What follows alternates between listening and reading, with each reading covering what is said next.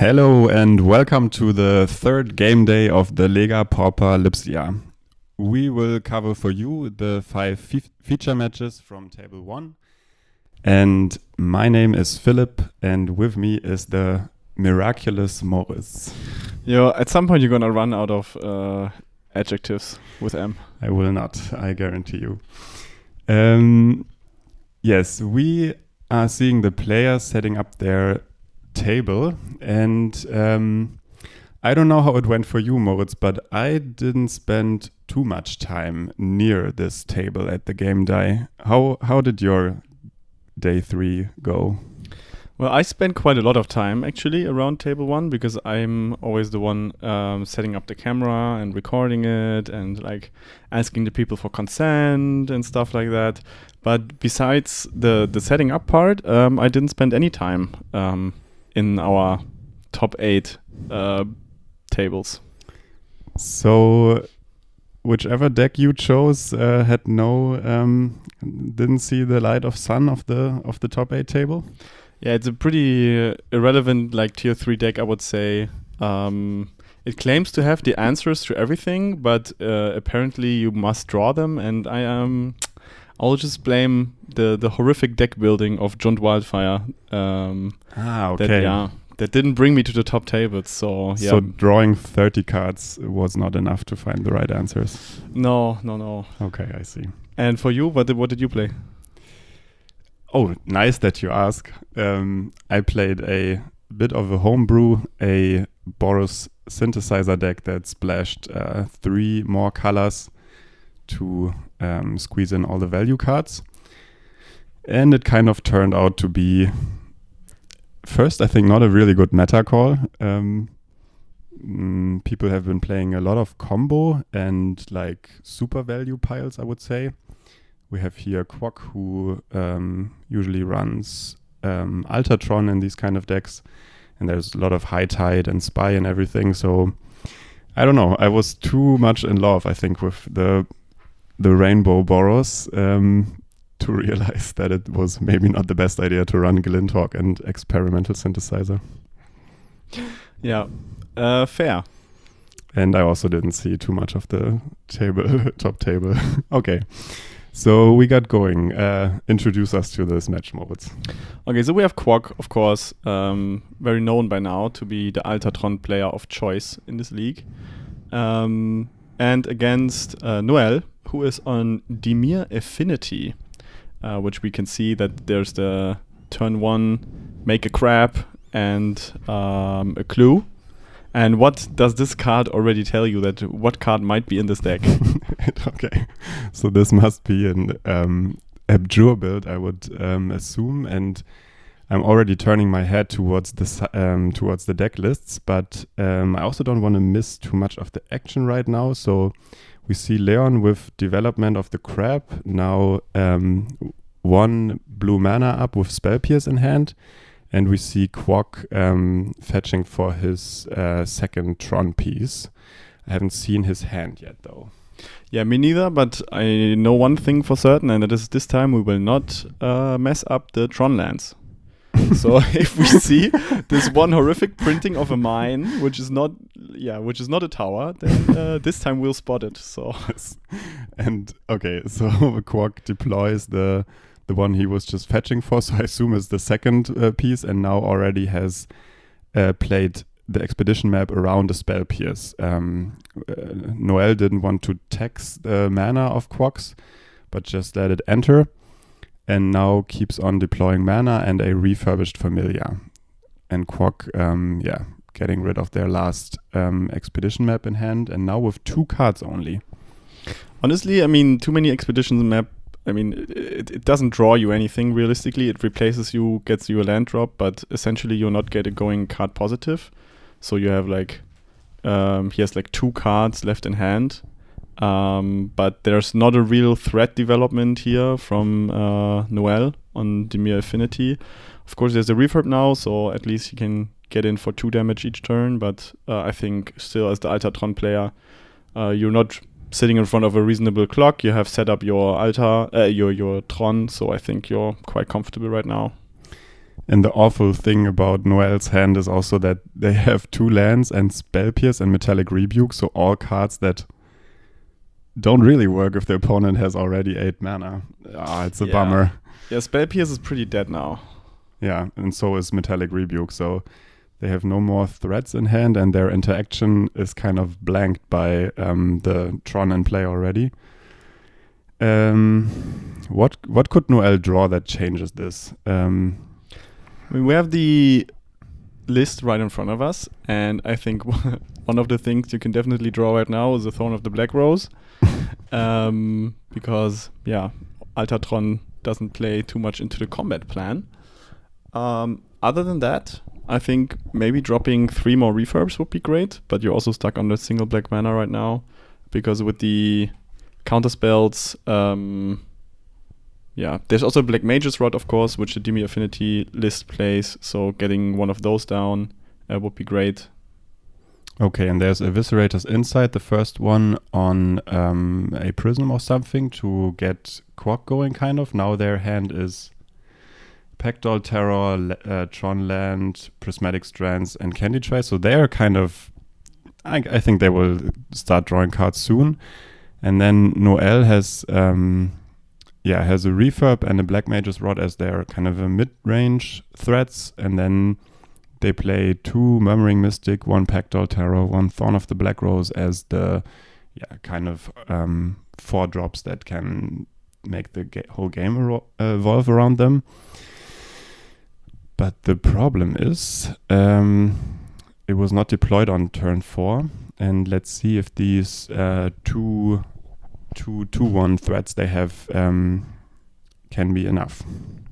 We also see Ghostly Flicker in the hand of Noel, so I think this is of course the build with the new Cryogen Relic, where you can kind of outgrind the draw heavy decks by flickering the relic, and even you can flicker the relic and a refurb, which is like, make your opponent discard a card, you draw 2, which is kind of crazy.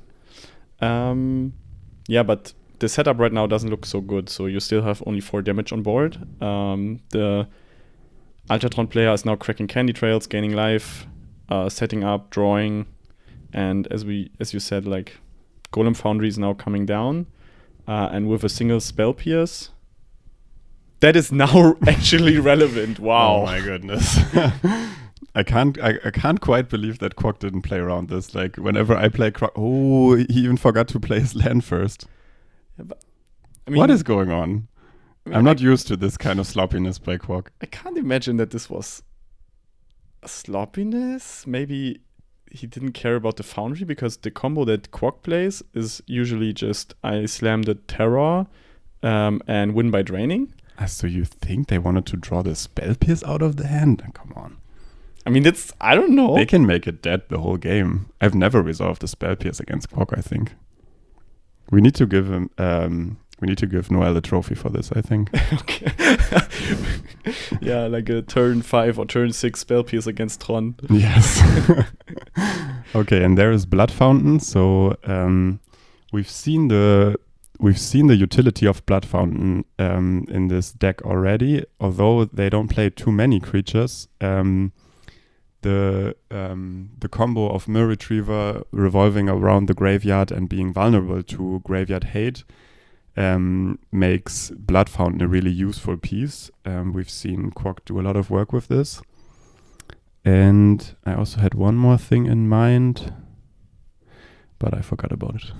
Yeah, I think the development from Noel, unfortunately, like, there's still only the 4 damage on board. Quack still has an Eviscerators in grave, so he can definitely draw a bunch.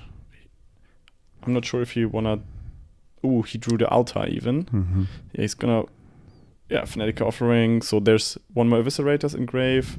There's Fanatical Offering now on the stack, so... Yeah. He's probably... And he already has the Altar, so I think he's only digging for probably his Mill Retrievers now. Yeah, and I think he's delaying Pactol Terror just to play around Cast Down before Pactol Terror is just the combo finisher. As right now, I think it's the only combo finisher in hand. And I remember what I wanted to say. The matchup looks like the the misery of the Junt against Tron in my eyes. It's like probably if Noel with a strong, fair deck, but down to 2 cards. Okay, now we see Ghostly Flicker, targeting Refurb and Black Mage's Rod. Yeah,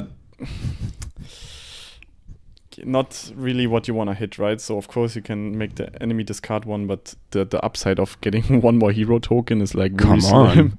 It's a 3/1/1. That's so bad. But I think... I think Ghostly Flicker is like one of the big targets is Cryogen Relic. I think you said that already, yeah, definitely, right? Yeah. But unfortunately there is none yet. Refurb I think is a pretty decent target in this matchup especially.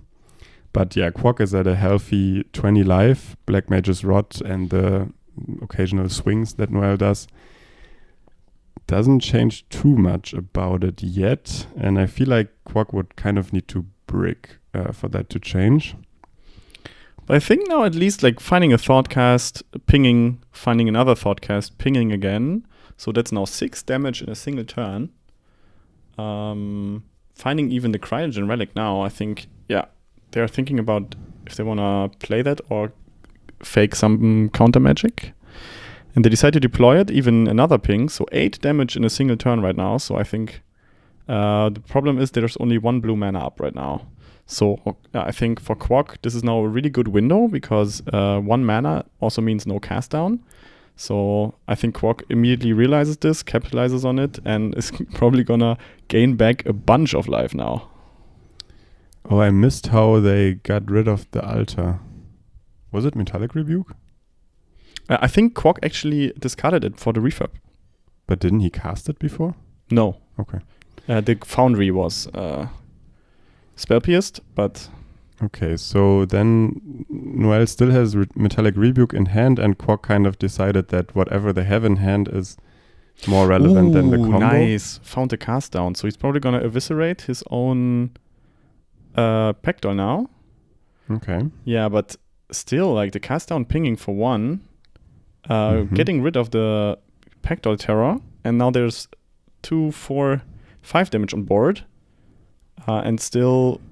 I think 3 lands and a Mirror Retriever in hand, right? Yeah, Noel even drew a counterspell, like a real one. Yes. So I think from their perspective right now, it's just maybe keep interaction open and try to push through the rest of the damage with the pings and the creatures. Yeah, I mean now Noel kind of turned the table and did 14 damage in 2 turns. There's still the Blood Fountain and the Pectoral Terror in the grave, which Quack can deploy, although they need to get it through a counterspell. And they found a new one. That I think you have to... They can almost recast it now if it gets countered, right? But you have to counterspell. Like, there's also not a lot of colored mana on the side of the Altatron player. So...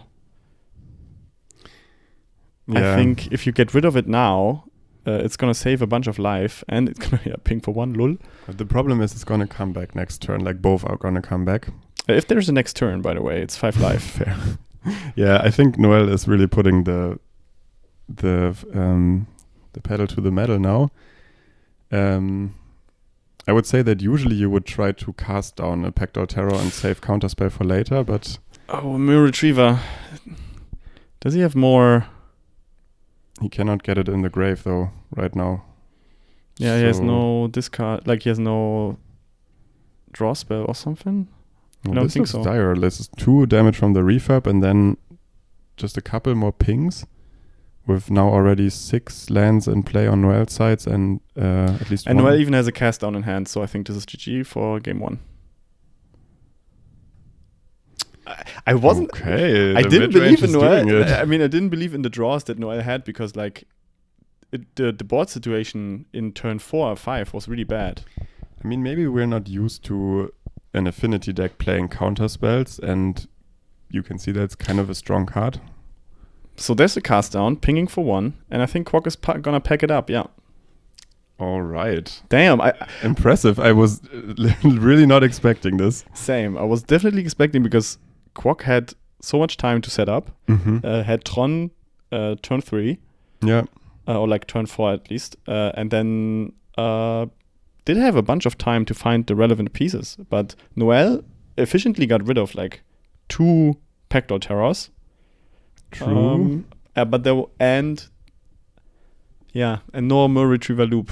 So, but I think when Quack put Eviscerators Insight on the stack and then follow it up with Fanatical Offering, I thought they would draw enough cards to find whatever they need.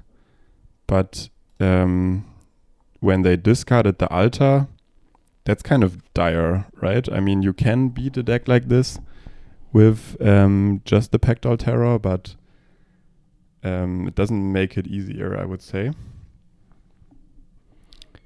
So, and the combination of Counterspell and Cast Down really paying dividends here. Yeah, I think that's quite a good call. And I think from the blue, like Dimir Affinity side, we have actually no one Steel Sabotage, no Annuls. 1 Steel Sabotage in the board. 2 Spell Bombs. Of course, the Spell Bombs. Then a Fadeaway that says 3 mana sorcery for each creature that creature's controller pays 1 or sacrifices a permanent. I think that's not for the Tron matchup. Duress is pretty handy. The spell is pretty handy. So I could see them bought in 5 cards and then maybe get rid of Tithing Blade, Grim Bauble. Metallic Rebuke and Spell Pierce might be reconsidered now that they worked once. It's like a Force Spike situation, right? If you make it work once, you bought it out. I think you get rid of the Blood Fountain because you don't need it at all. It's not grindy, like you're not losing your creatures. Fair, yeah. Yeah, maybe Spell Pierce and Rebuke can interrupt the early development of Tron. And now that Tron is on the play, maybe you need to rely on something like this. But, I mean, Noel also has 2 Abjure, which we have not yet seen. And on the Tron side, there is Weather, so they could increase the chances of going Infinite Life. There is... I mean, definitely they bring an Ancient Grudge, lol. Fair, yeah. They have one Ancient Grudge. You might even bring in Fangren Marauders because you, from the side of the Dimir Affinity player, you have never seen a creature that is like able to deal with a 5/5. Yes. And it also gains you life in the process. You definitely don't bring KCS in. You bring in maybe 1 or 2 Last Rites against the control matchup. Because in the early turn, or in the early game, you're expected to draw more than the Dimir Affinity player, I would say. In the early? Maybe. Let's see. And you have, in theory, 4 Red Elemental Blasts, which can protect your key pieces.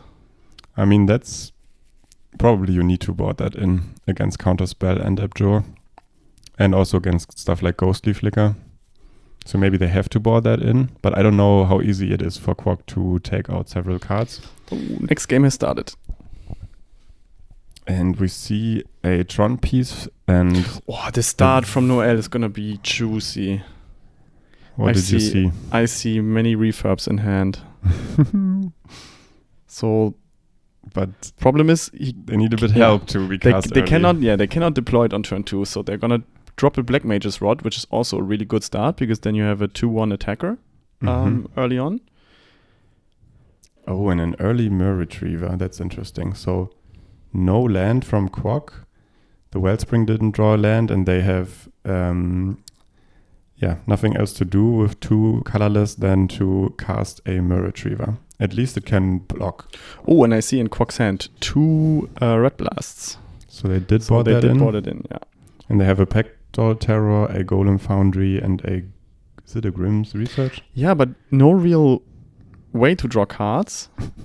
And you're stuck on 2 lands. Your enemy is now making you discard your valuable cards. But I mean, that's the beauty of the Tron decks, right? For the first 3 turns, none of these hands make any sense. And then you draw 5 more cards, and then it makes a whole bunch of sense. But I mean, come on, like 2 refurbs. This is now a 6 damage creature clock for the following turns. Yeah, this is like the best start I could have had. Yeah, I also thought like 2 refurbs is probably a snap keep. You don't want to trade in your Mill Retriever right now because you cannot get... Oh, top decking a land. And the right one? No. This time we know it, because they don't have one land to cast Golem Foundry, but 3 lands. And I'm just looking whether Quack has any answer to this board, and I think weather is actually the answer. But it requires some 2 or 3 cards to go infinite life, right? I think from Noel's perspective, you kind of want to now play the hardcore control game. Like, you have a decent clock established, so you want to find maybe... You call this a control game? No, I mean from now on. Like, okay, you have to develop your board, okay, so now you want to draw as soon as possible. Draw your counter spells, right? Because if you can now make the Tron player is already stumbling, right? So if you can make them stumble even more, you just win because you have a decent clock. Okay, so there's Altar. I think things get more spicy now. Have you seen any... Oh, yeah, there's a second Retriever. Oh, no, we already have it. And that's already Golem. Oh my god. That's so disgusting. Now with 2 black mana up on Noel's side, we have infinite casting of Mill Retriever with the... Okay, but... With the Altar, and we have a lot of things on the Golem Foundry, but... Hear me out. 4 damage in the air. There's a pinger on board already. So the pinger just needs to deal 7 damage. Exactly. But I mean, come on. Like, Altar Tron assembled without Tron on 3 lands while stumbling your land drops. Which is hilarious. Yeah. I mean... If you look at the sideboard, there's no really any answers to the board. I mean, they play some Kraglan Shaman, but that's not going to help against Refurbished Familiars. But their out is, in some situations, just going not even bigger, but like infinitely bigger. Either gaining infinite life or infinite golems. And they were probably just fishing for this out. Probably it was kind of lucky because they didn't have the stuff in hand, but I don't even know. I don't know what are the odds for them to draw into this.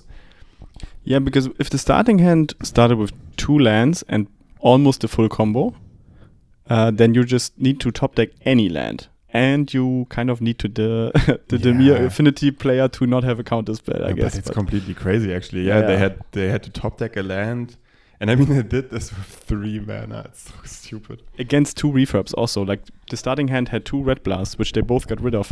Which I think is was also a good decision, right? Like, red blast is a pretty good card. But I think Quack was constantly playing to his out, which was like, yeah, I mean, they cannot cast a red blast. Exactly. So easy decision, right? I don't know. No, I don't know. You mean to preserve them until they have prismatic strands or something?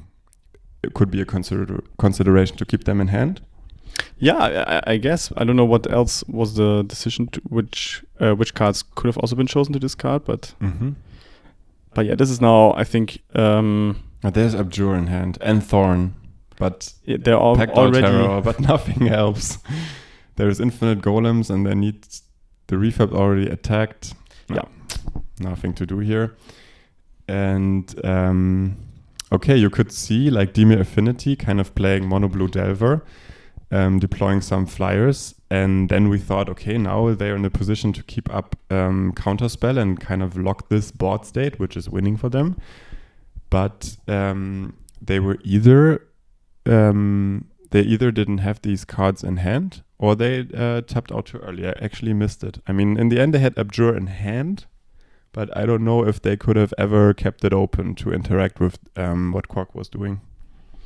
I would say probably not. Otherwise, they would have probably done that.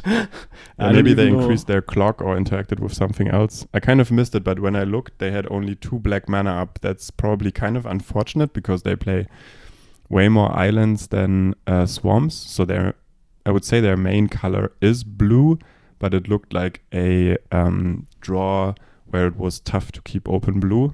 But yeah, we were probably talking about something else and kind of missed what was going on. No, the starting hand was pure action. So it was like lands, the stuff. So it was like 2 lands, the hero, the Black Mage's Rod, then 2 refurbs and stuff.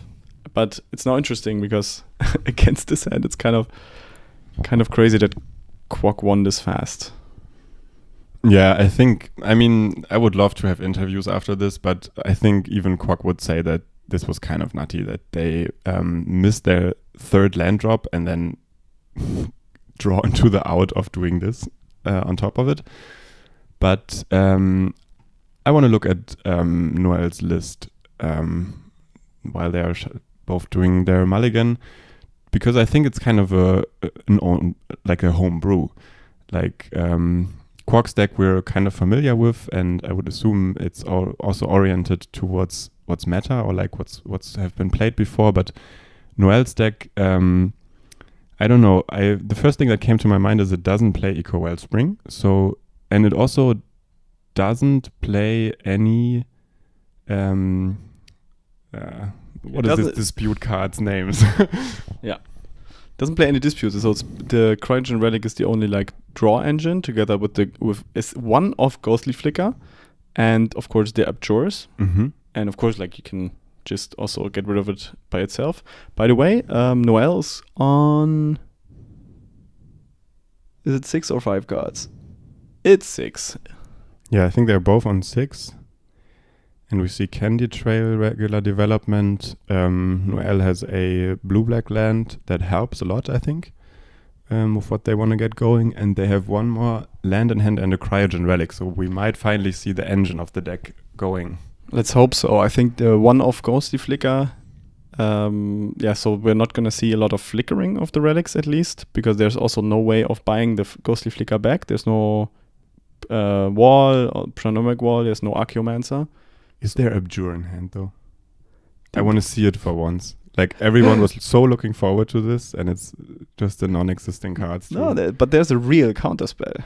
It's even better. And the Ghostly Flicker, so we might even see the flickering of the relic. Yeah, and the Ghostly Flicker could also be the reason why they don't want to play the draw spells that sack the artifacts, because they maybe want to keep them in play to flicker them. And we see 1 mana for Blood Fountain and 2 blue up, I think. Yeah, so the counterspell is up. Tron is assembled, I think. Oh, but that's whatever. Yeah, there's a power plant. No, it's correct. It's Tron. No, I'm looking at Noel's lands because was it a swamp they tapped? I don't know. I can't even recognize this. It's a swamp. Okay, forget about it. Okay, so Quack with all the card draw rocks. Now deciding whether they want more of them in hand.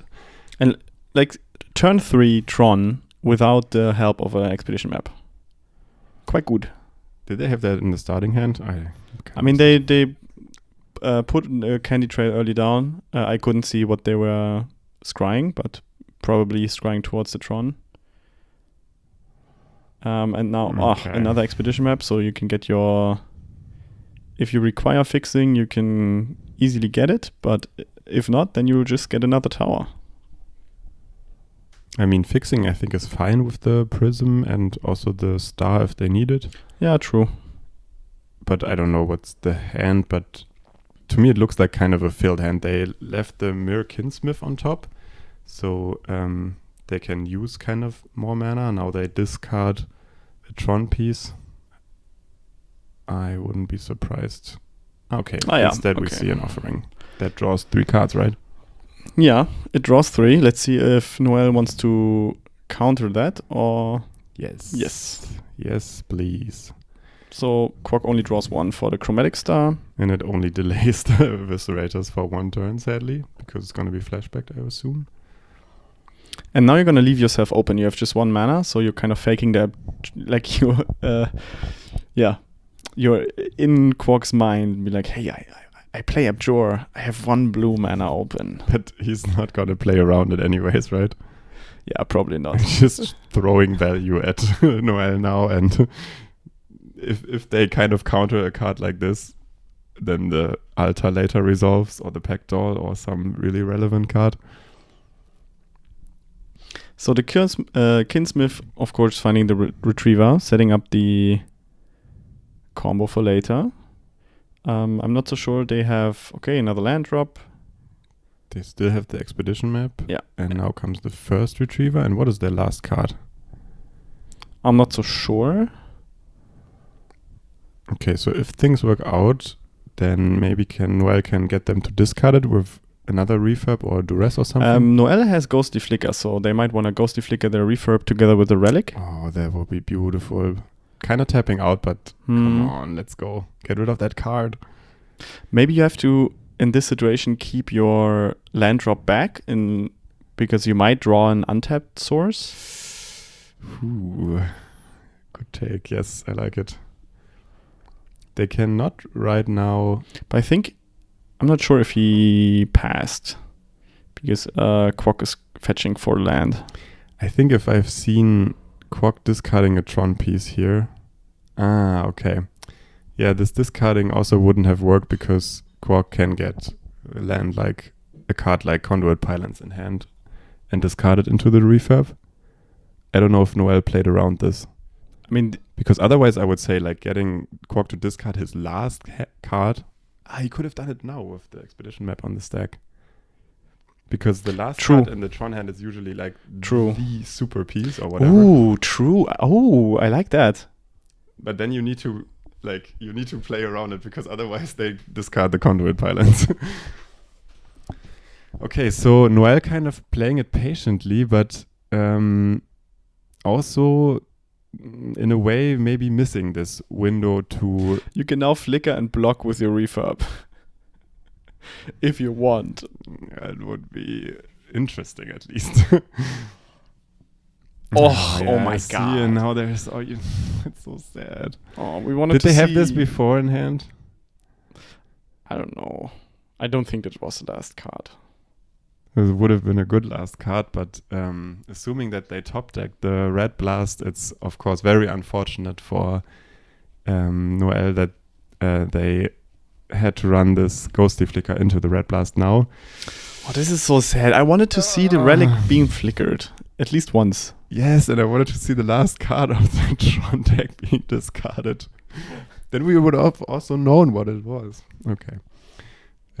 So I think in this situation, of course, like it's looking really bad for Noel currently because there's like mana has been developed. There's enough fixing on the side of the Tron player. There's like Inviscerators engraved. There's already a Mirror Retriever. There's now at least a Spell Bomb on the table. And also, unusually, Quack is right now winning the race. True, with a 3-1 Kinsmith attacker. Oh, it's a 3-1 even? Yeah, it's a 3-1. Because even with a 1-1 it would be winning, but... So, okay, we have Tron beatdown right now. And it's kind of awkward because you don't want to... I mean, now that you have a spell bomb, things might change, but usually without Grave Hate, you also don't want to get rid of the Kinsmith because then you can sack your Retriever to get the Kinsmith back to get another Retriever. So this is also kind of an awkward spot sometimes. So sacking the Retriever now, targeting the Candy Trail. Let's see. Yeah. Lets it happen. Because usually, you never want to hit only a single Retriever because most often, like if the second Retriever goes into the grave and picks up the other one, then you can crack the Spell Bomb. But as we can see, Quack knows this, so he's gonna probably dig for a Blood Fountain now.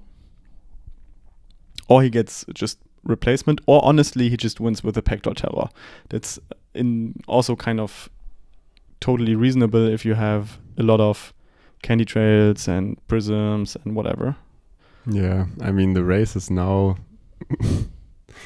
yeah, like Quack increased his clock.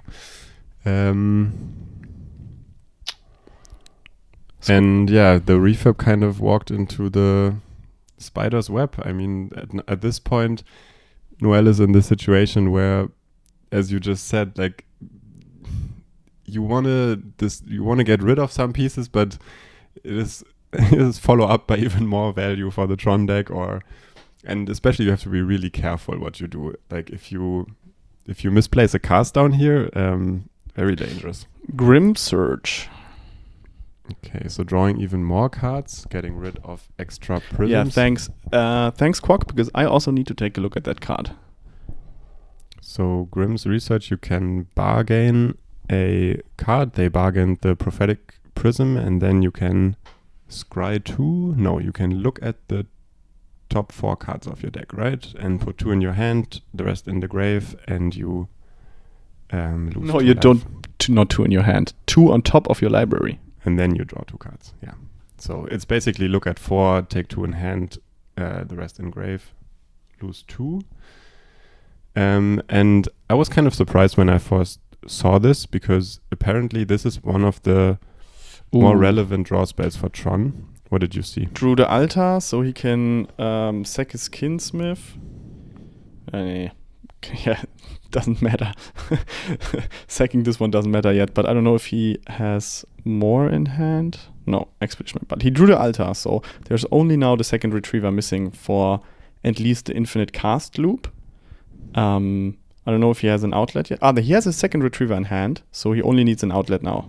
So either a Weather the Storm, Pectoral Terror, or Golem Foundry. Oh, Bojuka Borg. That helps because that delays the whole thing. The Blood Fountain would have been also an out because it would have gotten the Pectoral Terror. Now it's gone.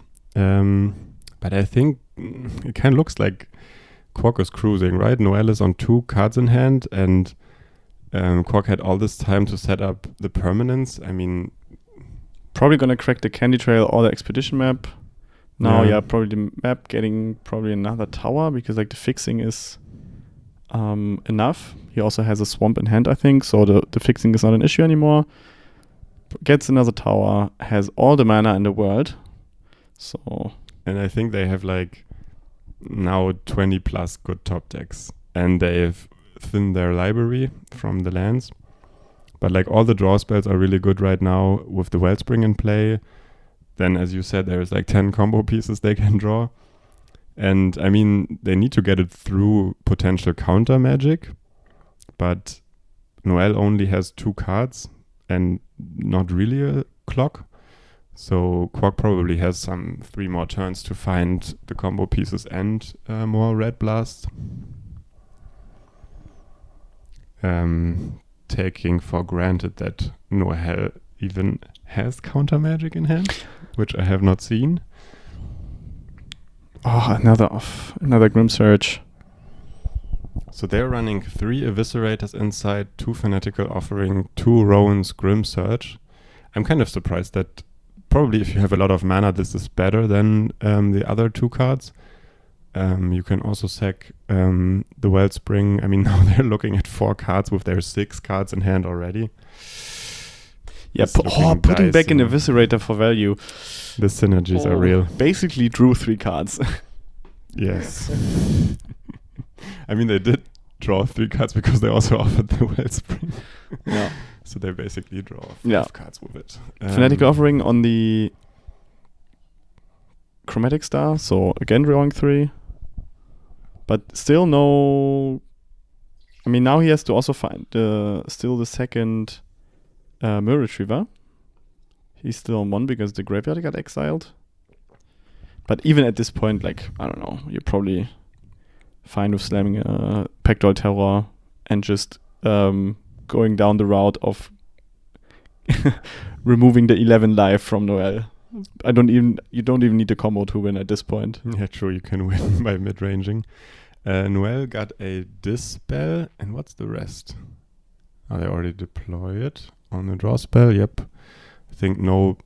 maybe you could save it for a Red Blast later when you're fighting about the combo pieces, but I see the point of countering the draw spell, but maybe it's too late for that. I think it might be too late because Quark has already the full hand, and I like this trading. Actually because that to some degree turns on the Blood Fountain. Golem Foundry now. Golem Foundry, and on Noel's side, like, we have not seen any of the bangers.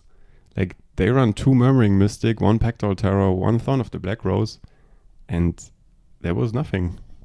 And they run like playset of refurbs. Yeah, where are these cards? Where are the Black Mage's Rods? But also, where's their draw engine? They kind of have 1, maximum 2 cards per turn.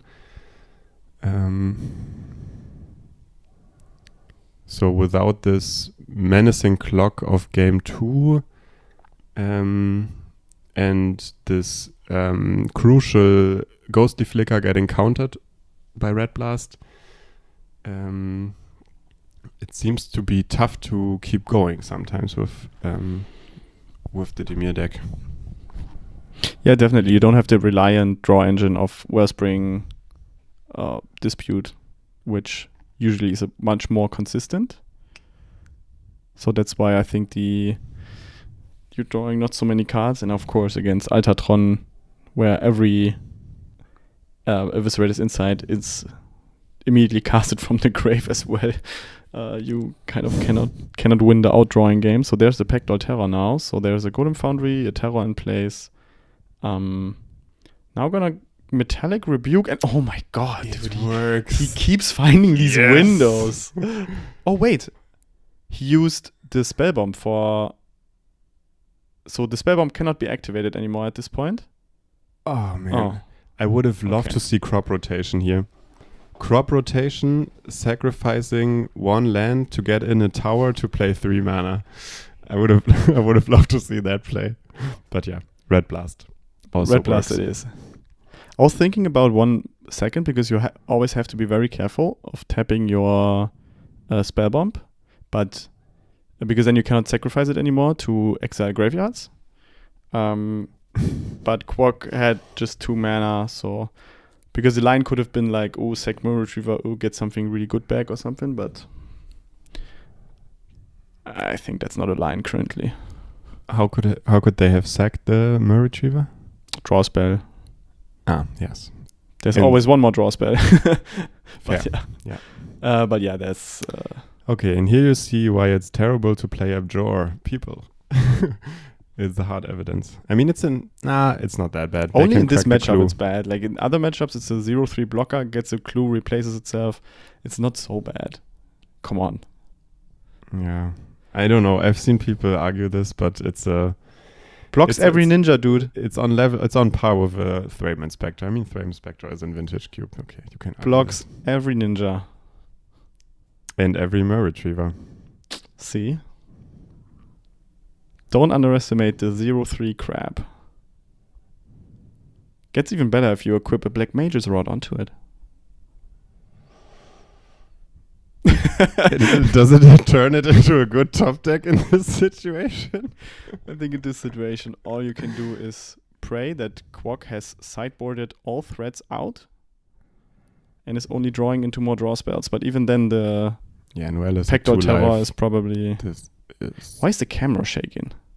Because someone's jumping around on the podest. Yeah, but Noel is at 2 life, has a Pectoral Terror in play, 2 more artifacts, and this is over. Quack has 7 cards in hand and 18 mana open. Approximately. Maybe more, maybe less. We see a Retriever being sacked to get 1 more artifact in hand. Yeah, the Kinsmith gets... I mean, that's... yeah. Okay, yeah, of course. You can then... Spellbomb. You can Spellbomb that. True. Still drawing 2 cards. And the camera is shaking and shaking. What are people dancing now? Or what? No, I don't know. Maybe that's it was a... Golem entering the play. Bye, gets GG. a Golem. Okay, so sadly, Noel couldn't get this crazy start going they had in game 2 that kind of almost got them over the finishing line already. Then they moved to game 3 and then they got completely overrun by Tron.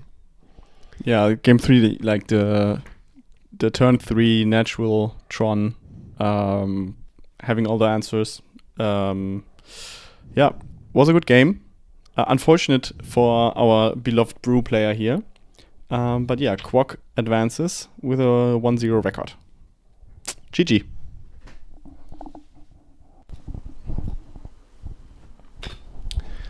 Okay, let's go. Match number 2.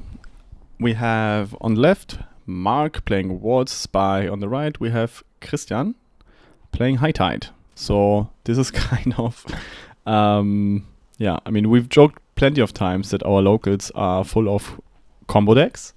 And I think this is not the most combo-y. I mean, it is kind of very much combo-y. So both of them can go off on turn 4. And we will now see. But interaction-wise, at least, World Spy often plays Mesmeric Fiends in the main deck. So I think High Tide doesn't have anything game 1 when it comes to counter magic. So High Tide just needs to combo, basically. And World Spy at least has something to play with. But they also probably just want to combo and win. So this is kind of the match that we can expect from our locals here. We have 7 World Spy players out of the 54 that had attended the third game day of our league. So it was the most played deck, and I think everybody knew it was the most played, or many people thought it's gonna probably be the most played deck because it's kind of hyped right now, and in the metas around us there were a lot of World Spies, so and it can squeeze out easy wins and stuff. People might not know all the cards if they're not too invested. So, what do you make of this matchup here? I mean, I agree. It's the 2 combo decks of the day. The one, High Tide, established for a couple of months. The other one has been tagged online. I think on the Familiars Discord a lot, and then finally found the home of the Spy combo in the Walls shell, making the deck more resilient because you don't have to rely on the combo plan, and you also have way more mana. We're already in the game, Phil. I don't want to disrupt you, but most importantly, the Walls player went first, has 2 lands already in hand, and Roost Seek, so a Sago Wildling. So quite a good start. Mm-hmm. No Spy yet? Yeah, no Spy yet. This is probably going to be the bottleneck, finding the actual Spy, but there's Elite Stampede also in hand, and I think they just drew a Winding Way. And there's an end, so they have all the fetchers to find their 4 lands if they play that. And they have an empty Masked Vandal, so they probably want to start the beatdown instead of Winding Way. No, they need a tapper to find 1 more mana. And I agree that High Tide, at least game 1, can only raise the Spy deck and kind of hope to not get Mess Fiend. And in testing, I had the feeling that the Spy deck has a pretty consistent turn 4 kill. But, I mean, we will see, right? I mean, in theory, this could be easily like a turn 3 kill, because now you have 1 mana on board, you have another mana in hand, so you can deploy basically your forest. You need one more. You need 1 more mana actually. Yeah. And High Tide can now just go for an easy turn 2 Merchant Scroll. Also around the non-interaction of the Spy deck, and there is one interaction point actually, and that's Psychic Puppetry. So if you play the instant speed arcane spells, you can tap down lands in the upkeep, which can delay a Spy. I mean, Spy already has a Zaruli Caretaker, so you would need to tap down 2 permanents to delay turn 4 Spy. High Tide needs to have this stuff in hand, but it's a possibility. True, I didn't think of that. Good point. And they found Psychic Puppetry, so assume in hand already is at least 1 High Tide. Yep. I think there's another scroll in there. There's a Brainstorm.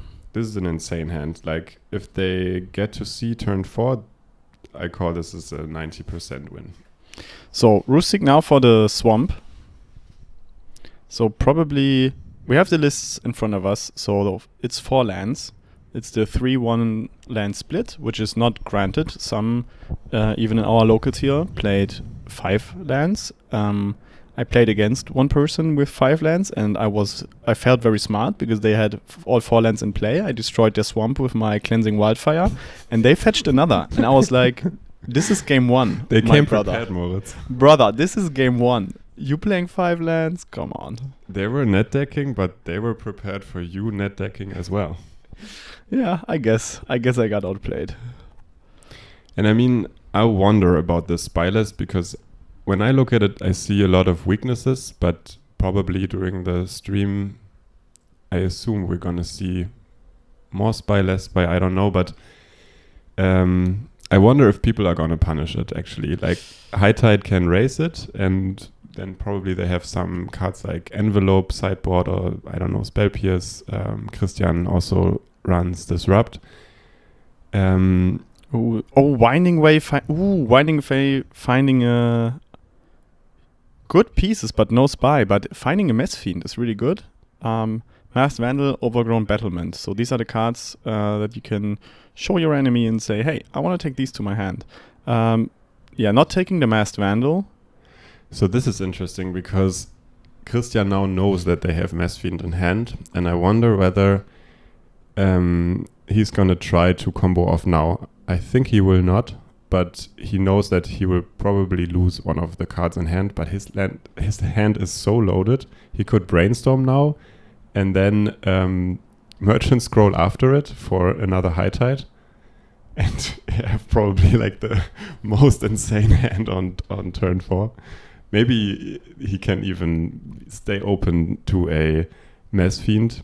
And maybe they're now thinking about tapping the black sources, but I think they would need 2 puppetries for that, which they don't have. So, yeah, no. I mean, if you have an arcane spell that you can fire off anyways, like maybe a Pier with a puppetry spliced. Yeah, but the spy deck has one Swamp and Zabuni Caretaker. True. I'm surprised actually, because Brainstorm into Merchant Scroll, this is like the best you can do. But also Christian needs to find, I think, one more land drop. So maybe the Preordain is just playing safe. And also they only have 1 High Tide in hand, I think. So if this... But then again, yeah, if Spy plays Mess Fiend next turn, means that Christian will have 1 more turn. I don't know how this race works. Okay, so they do have 2 High Tides already.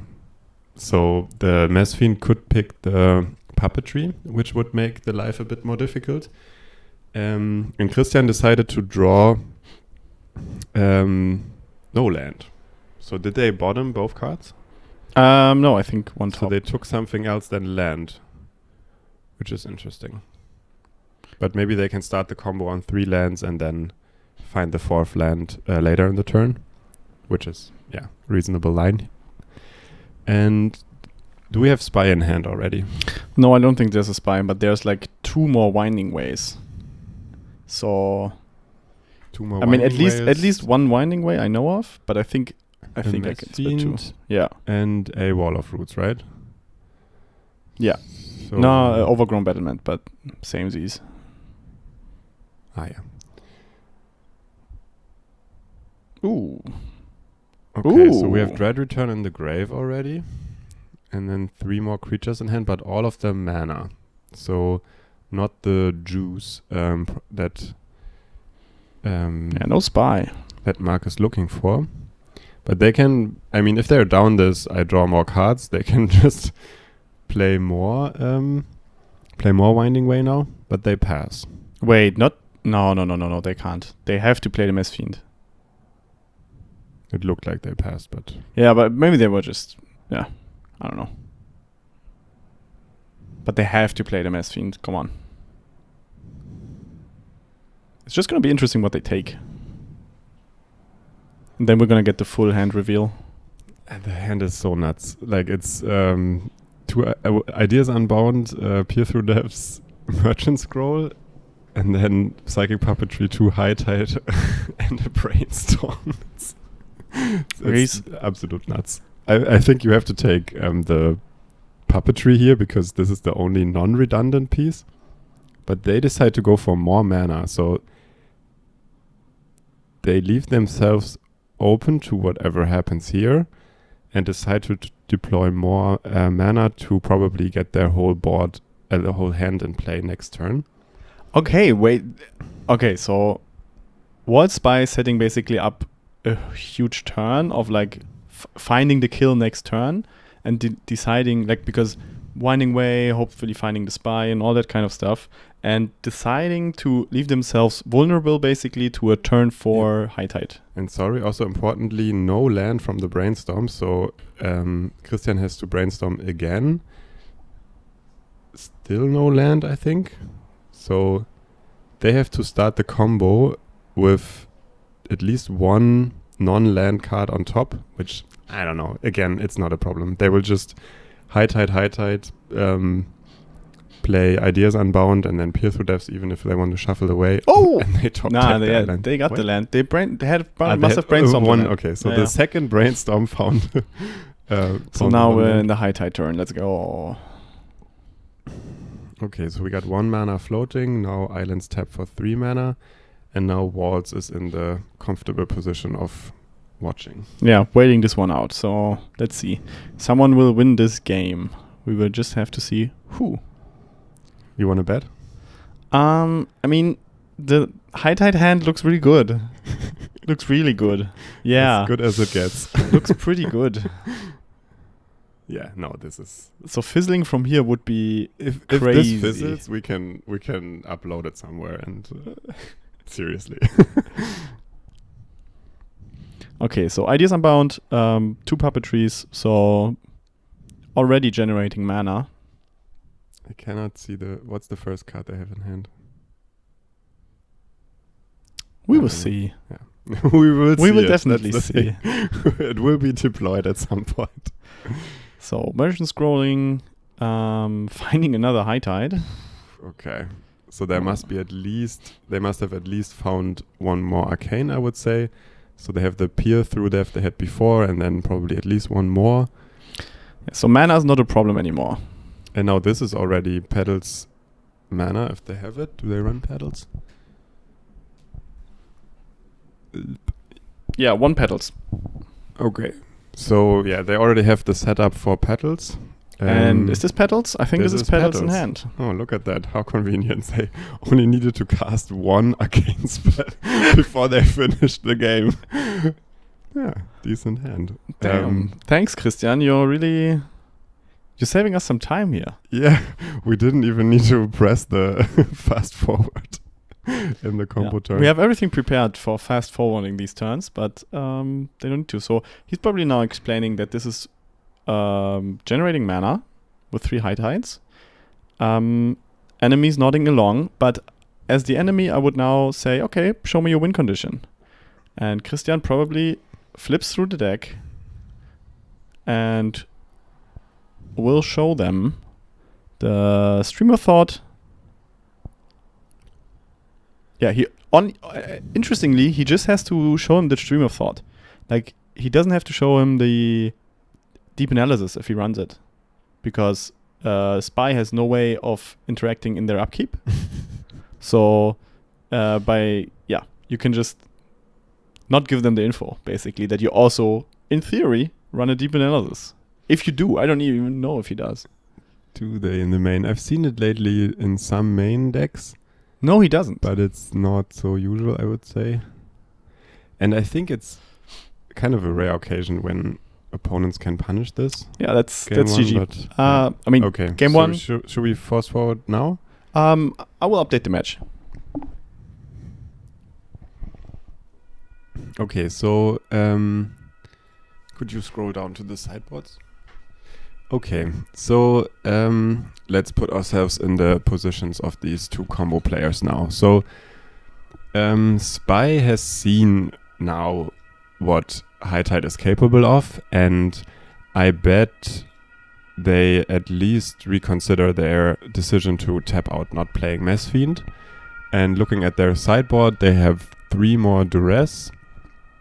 They have some cards that I have never heard of. You mean the one of Swamp? Natural State, that one we had before. Okay, so I think they have basically nothing in the deck. I don't think that they need Acorn Harvest here, and the rest is against creatures, artifacts, and whatever. Which High Tide, none of it.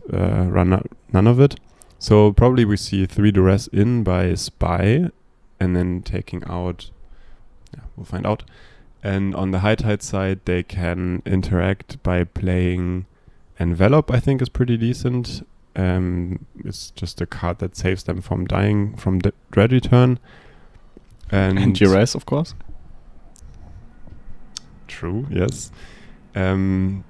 Dispel to interact with some fancy stuff, but no. There is no fancy stuff. I don't know if Christian knows. Probably they do. And then I see potentials for Giga Draws and Snap. I mean, I think that High Tide is pretty low on taking cards out. Like, it's pretty tough. You can take out maybe 5 cards in an extreme matchup.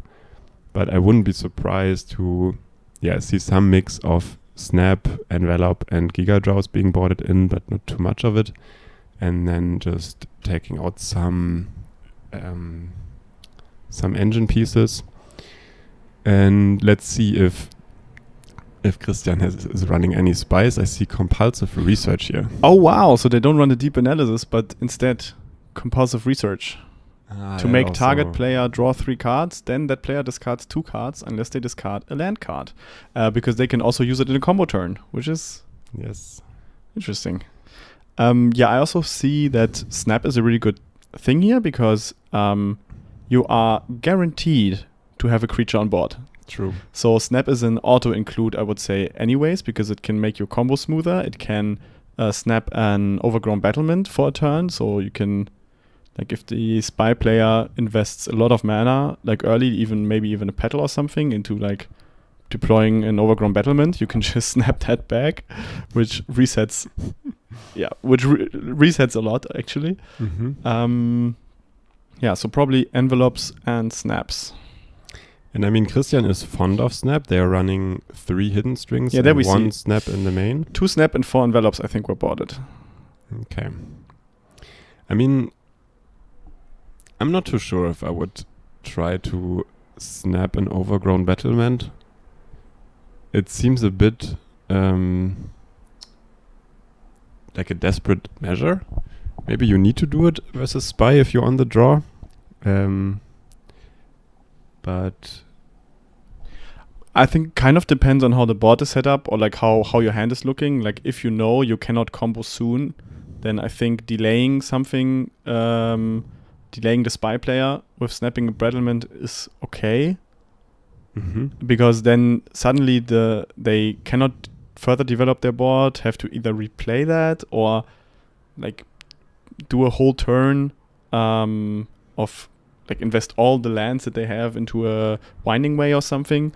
So you're definitely delaying at least a turn, I would say. But I think it's highly dependent. But that's good about Snap. Like you can use it however you want. So. Oh, and there's also a crazy upside of Snap that is Mess Fiend. Mess Fiend, and even if no Acorn Harvest is boarded or stuff, like if the enemy tries a really, really early spy combo, then you can also snap the spy back with the ETB trigger on the stack. Yeah, because that was my thought, that the chance of them delaying a spy with Snap, I think, is very marginal, because Walls has free reign to run out as many creatures as they want. They probably have 5 creatures on the board when they play the spy, usually. But snapping Mess Fiend back in your own combo turn, that's like, it will generate mana like Hidden Strings, and it will give you also back a very relevant card. So yeah, probably Snap is a must include to get around that. But let's see. I mean, we had the Snap the Priest situation already, so maybe it's now Snap the Battlement time. Maybe it is. Let's see if High Tide is committing fully to mid-range plays, or if they stick to the combo lines. So what is Christian debating? They had pretty few lands, right? Yeah, and I haven't seen the full hand, but I think we will see in a second. But this might be the second mulligan already.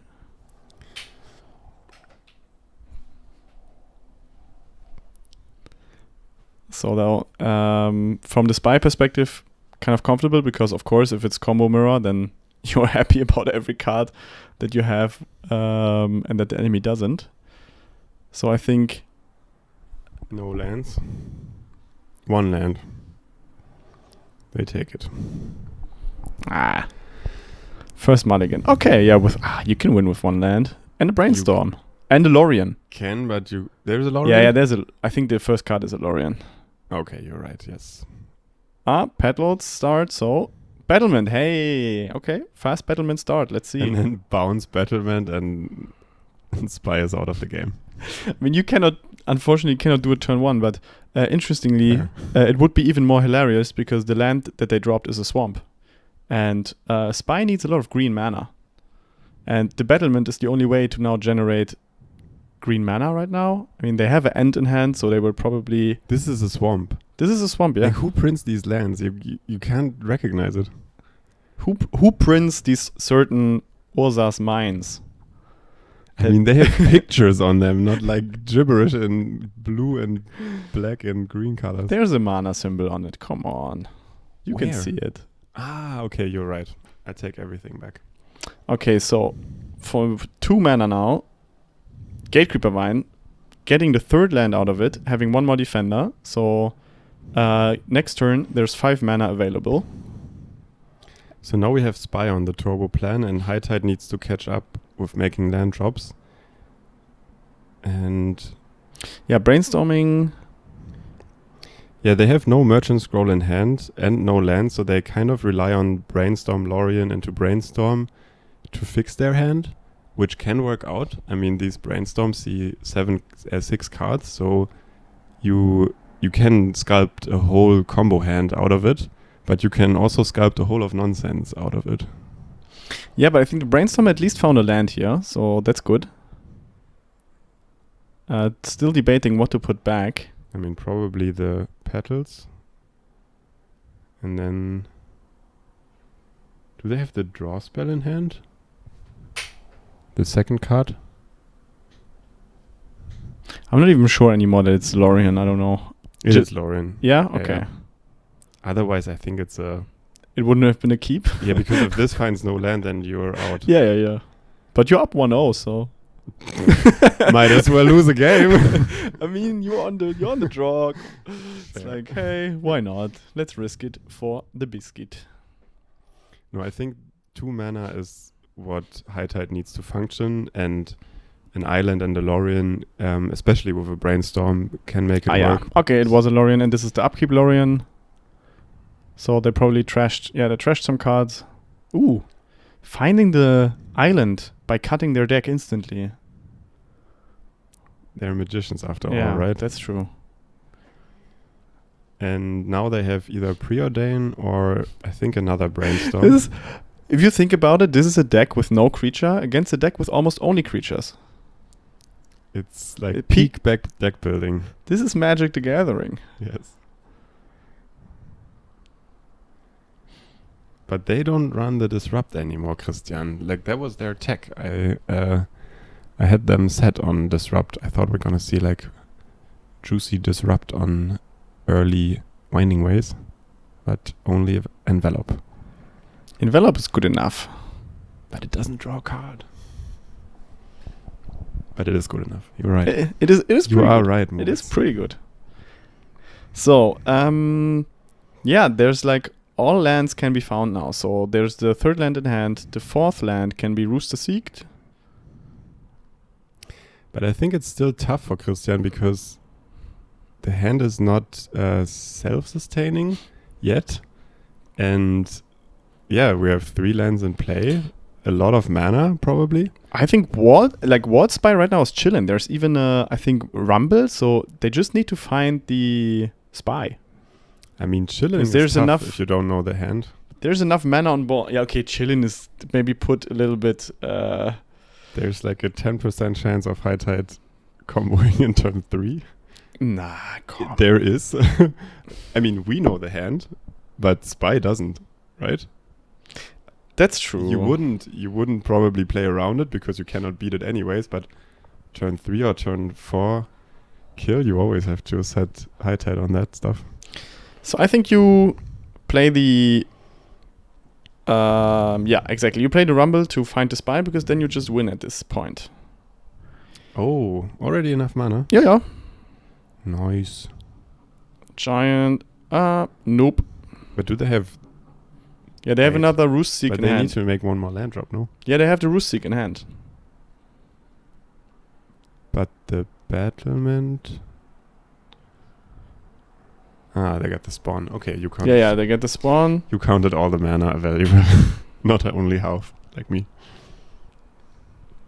Oh, was I correct? Yeah, the battlement did 3 mana, so 2 was used for that. There's still 1 floating, right? No, they played the Saruli Caretaker, so they have 2 floating, right? Plus the spawn. So Roost Seek with the last floating mana. Yeah. So they would have now made their land drop and have 4 mana available if they would have found the spy, but they didn't. But So- they will have at least one more turn to do it. But they have to beat an envelope, which they don't know of yet. And I don't even know if they have better draw spells, like a wine. No, the Rumble was the only card where you leave basically 4 mana open.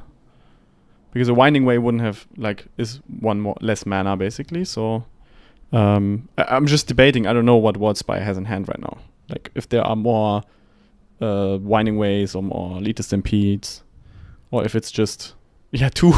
It's 2 Sago Wildlings in hand. So you're gonna need to top deck your Spy, buddy. True. So, Spy, Yeah, let's go. Show the mid-range plan. Show the beatdown. Finding a Gatekeeper mine, it's not helping. So, yeah, I think deploying your Sagus and start swinging. But This is not gonna go well. no, this is not gonna go But well. at the end, it's a top deck. It's 4 cards out of 45 cards.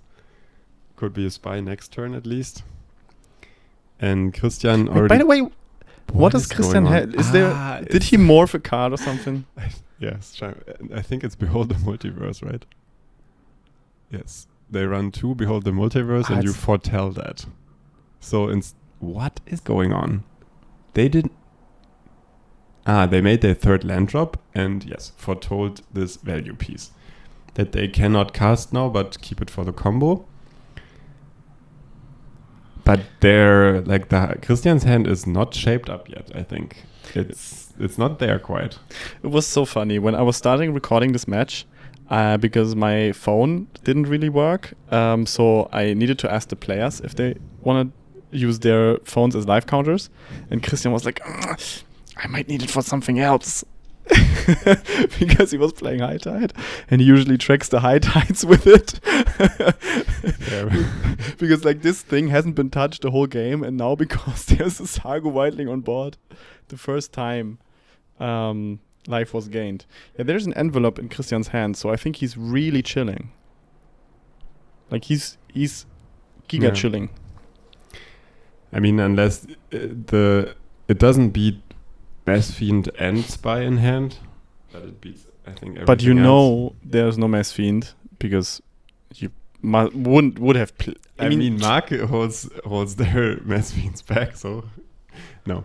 I think Christian has 1 High Tide, 1 Puppetry, 1 Preordain in hand, and then 1 or 2 Arcane spells. That's, I think, what I could peek at. And the envelope, yeah. So a pretty loaded hand, but unless you make a land drop here... Oh, how good would a Spy top deck be? Come on, dude. Finally. But now there's still envelope open. Yeah, but you have 2 Dread Returns. You have enough creatures on board. Oh, people run 2. Yeah, of course they run 2, dude, because you it's draw such a them. solid deck building. Sometimes you draw them. So if you find a Spy now, you win. Because there's only 1 mana open, only 1 envelope. You have enough creatures on board. Wow. The drama. The drama that all around top decking and making nothing will he into top deck it? everything. Will he It's the top? Come on, American Dream come on, bullets. come on. Will they have it? Oh, it's a duress. Wow. Also a good card. It will get countered. And then you drop the Spy. Next turn after you're dead. No, I mean, you have to duress here. Come on. And Chris, you have to envelop probably envelops. Or he's just like, you know what? And I would assume that Christian can go for it next turn. It's like a 50... he Like a even has merchant scroll. in Yeah, he has a hand. merchant scroll. Yeah, that's good enough, I think. He can make the 5th land drop and then 1 High Tide and 1 merchant scroll in hand is enough. Phil, we have to hype up the top decks here. Come on. No, with these Oh. decks I'm done hyping up the top Oh. decks. And there's another Sago Wildling gaining 3 life. And you know what? One Sago Wildling is now gonna attack. Relevant game actions being taken. Because if you have all your creatures on board, you don't have They them. top deck the high tide. Speaking of nice top decks, okay. So I would say this is now again a 90%. It's a 95% combo now. But yeah, this is so over. Merchant Scroll. What? I mean, come on, like. Did I see not correct? I thought they had high tide. But if they merchant scroll before high tide, that either means they have no high tide in hand, or they want to delay it another turn because you wouldn't do that otherwise. I mean, it's still basically top deck. And what can you? I mean, there's plenty of cards you can top deck, like Winding Way, Leader Stampede, For and the spy, you mean? Yeah. Yeah, but I mean now, like high tide, I think. No, I'm debating why high tide is not deciding on comboing right now. Ah, you mean they're playing around something? No. No, I'm just thinking like They If- think that they have nothing. if it's so like only a 10% chance that your enemy draws a relevant card. so they saw the chance of spy finding their stuff lower than their own chance of bricking. I think so, yeah. That's interesting. Because spy can only, there's 4 Winding Ways for Leader Stampedes, and This is. It's I an- think it's super risky. Like there is a lot of a lot of top decks here. yeah, even a Mess Fiend and stuff would probably be good. But it's an overgrown battlement. Okay, so you're right. Christian decided that they can beat the spy top deck. It's a bit of a risk, but I think still manageable apparently. in their mind they're up 1-0, and in the next game they're still, I don't know. Okay, so maybe they're one step ahead. Like they're not afraid of this deck anymore. I mean, they got a at least nice. counter Ooh, deck. they're not gonna peer without. Why though? It's so interesting. They keep shaping up their hand. What are they looking for? Probably a high tide they found. Do they want to find something that, like, are they playing around a red blast or something? But the hand is constantly empty. Really? Yeah. Oh. He always deploys everything that he has. So the hand is completely empty from the spy player. So it's like... It's also dangerous. But, I mean, come on. This hand is good enough, right? You got 2 high tides, 1 puppetry. Let's go. High tide has entered the effect zone. Okay, we got 1 mana floating, islands tapping for 3. And we got the 3rd high tide. So now islands tap for 4. Christian has 12 mana to win with a pier, a puppetry, a brainstorm, and a muddle the mixture, right? Christian, if you are a man of honor, you will find many puppetries and 1 petals really quickly. So brainstorming away. So, I mean, Mark kind of showed the difficulty of the spy deck. You need to find a spy. Yeah, Yeah, that's it. nothing more to say. But you got the mid-range plan, right? So Okay, so is this Muddle yes. transmuting for an Ideas Unbound? Yep. He's slinging through his deck, seeing what Checking else? his sideboarding decisions again, or maybe take okay. something else. Takes a peer. Okay, that's interesting because they want to dig deeper in comparison to just taking more cards. Yeah, that's probably to make sure that they hit another arcane, or they don't run pieces of the puzzle, interestingly, right? So only 1 puppetry in hand, so they might want to find another one of those. And they also... Wait, are they on 1? the list is so card? interesting, actually. They run 3 draw spells Taking a in the main. preordain is kind of meh. No, like preordain is kind of bad. But Oh, lol. Yeah, they okay. find reach and what? I think Ideas Unbound, no? I also thought that in the... Yeah. Let's go. So good card. So draw 3. And what is that, the second one? It's like a constant, it's so over, we're so back. Merchant Scroll. Okay, now they got, what the hell? 2 Merchant Scroll? Peer through, that's okay. It's so over, we're so back. And currently we're so back. Yeah, and I mean, apparently the last turn they need the setup because otherwise they would have probably bricked. But also their list is interesting in that regard, I would say. They have 3 draw spells that are not arcanes, and they run no Flood of Recollection and no Pieces of the Puzzles. So those are the kind of the big value draw spells that have been established, but Christian decides to try something new. Finding another puppetry. 3 high tides now in play. So at this point you don't need puppetries anymore. You just want to see your pedals.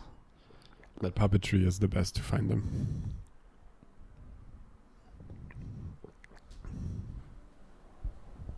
Another ideas? I don't know if that's the last one or at least the second to last one.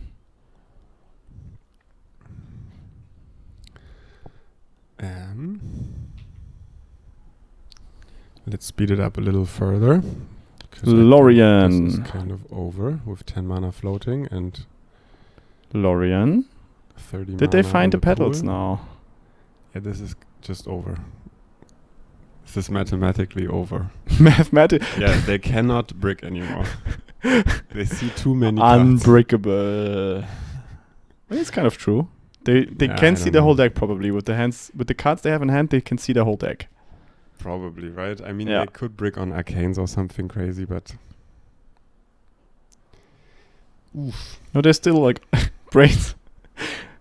There's also a merchant scroll still.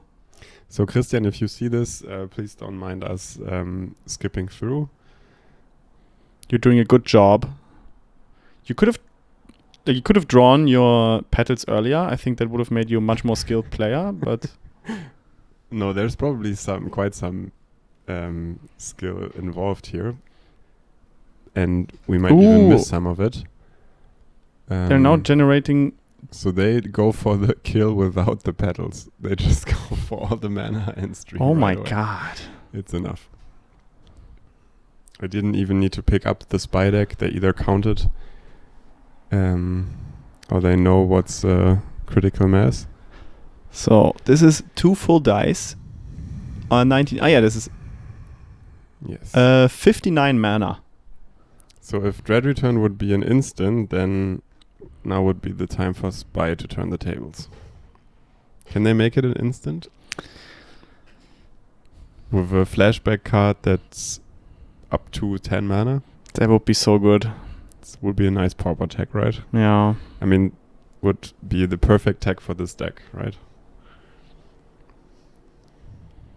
So now they may shuffle stuff into their deck. Come on, they want to no. Come on, let them. They have no library anymore. Let them find their finishing spell. They're having fun. They have the finishing spell. The deck is in the library. No, but there's one more. Like, make the enemy draw. I think Christian now wants to make the spy player draw cards from their non-existent library.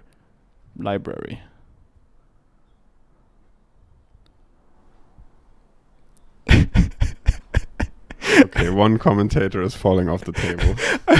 The other keeps going. I lost Phil. I lost him. He can get a drink. I want to watch this.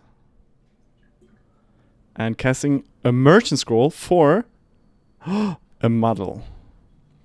Now.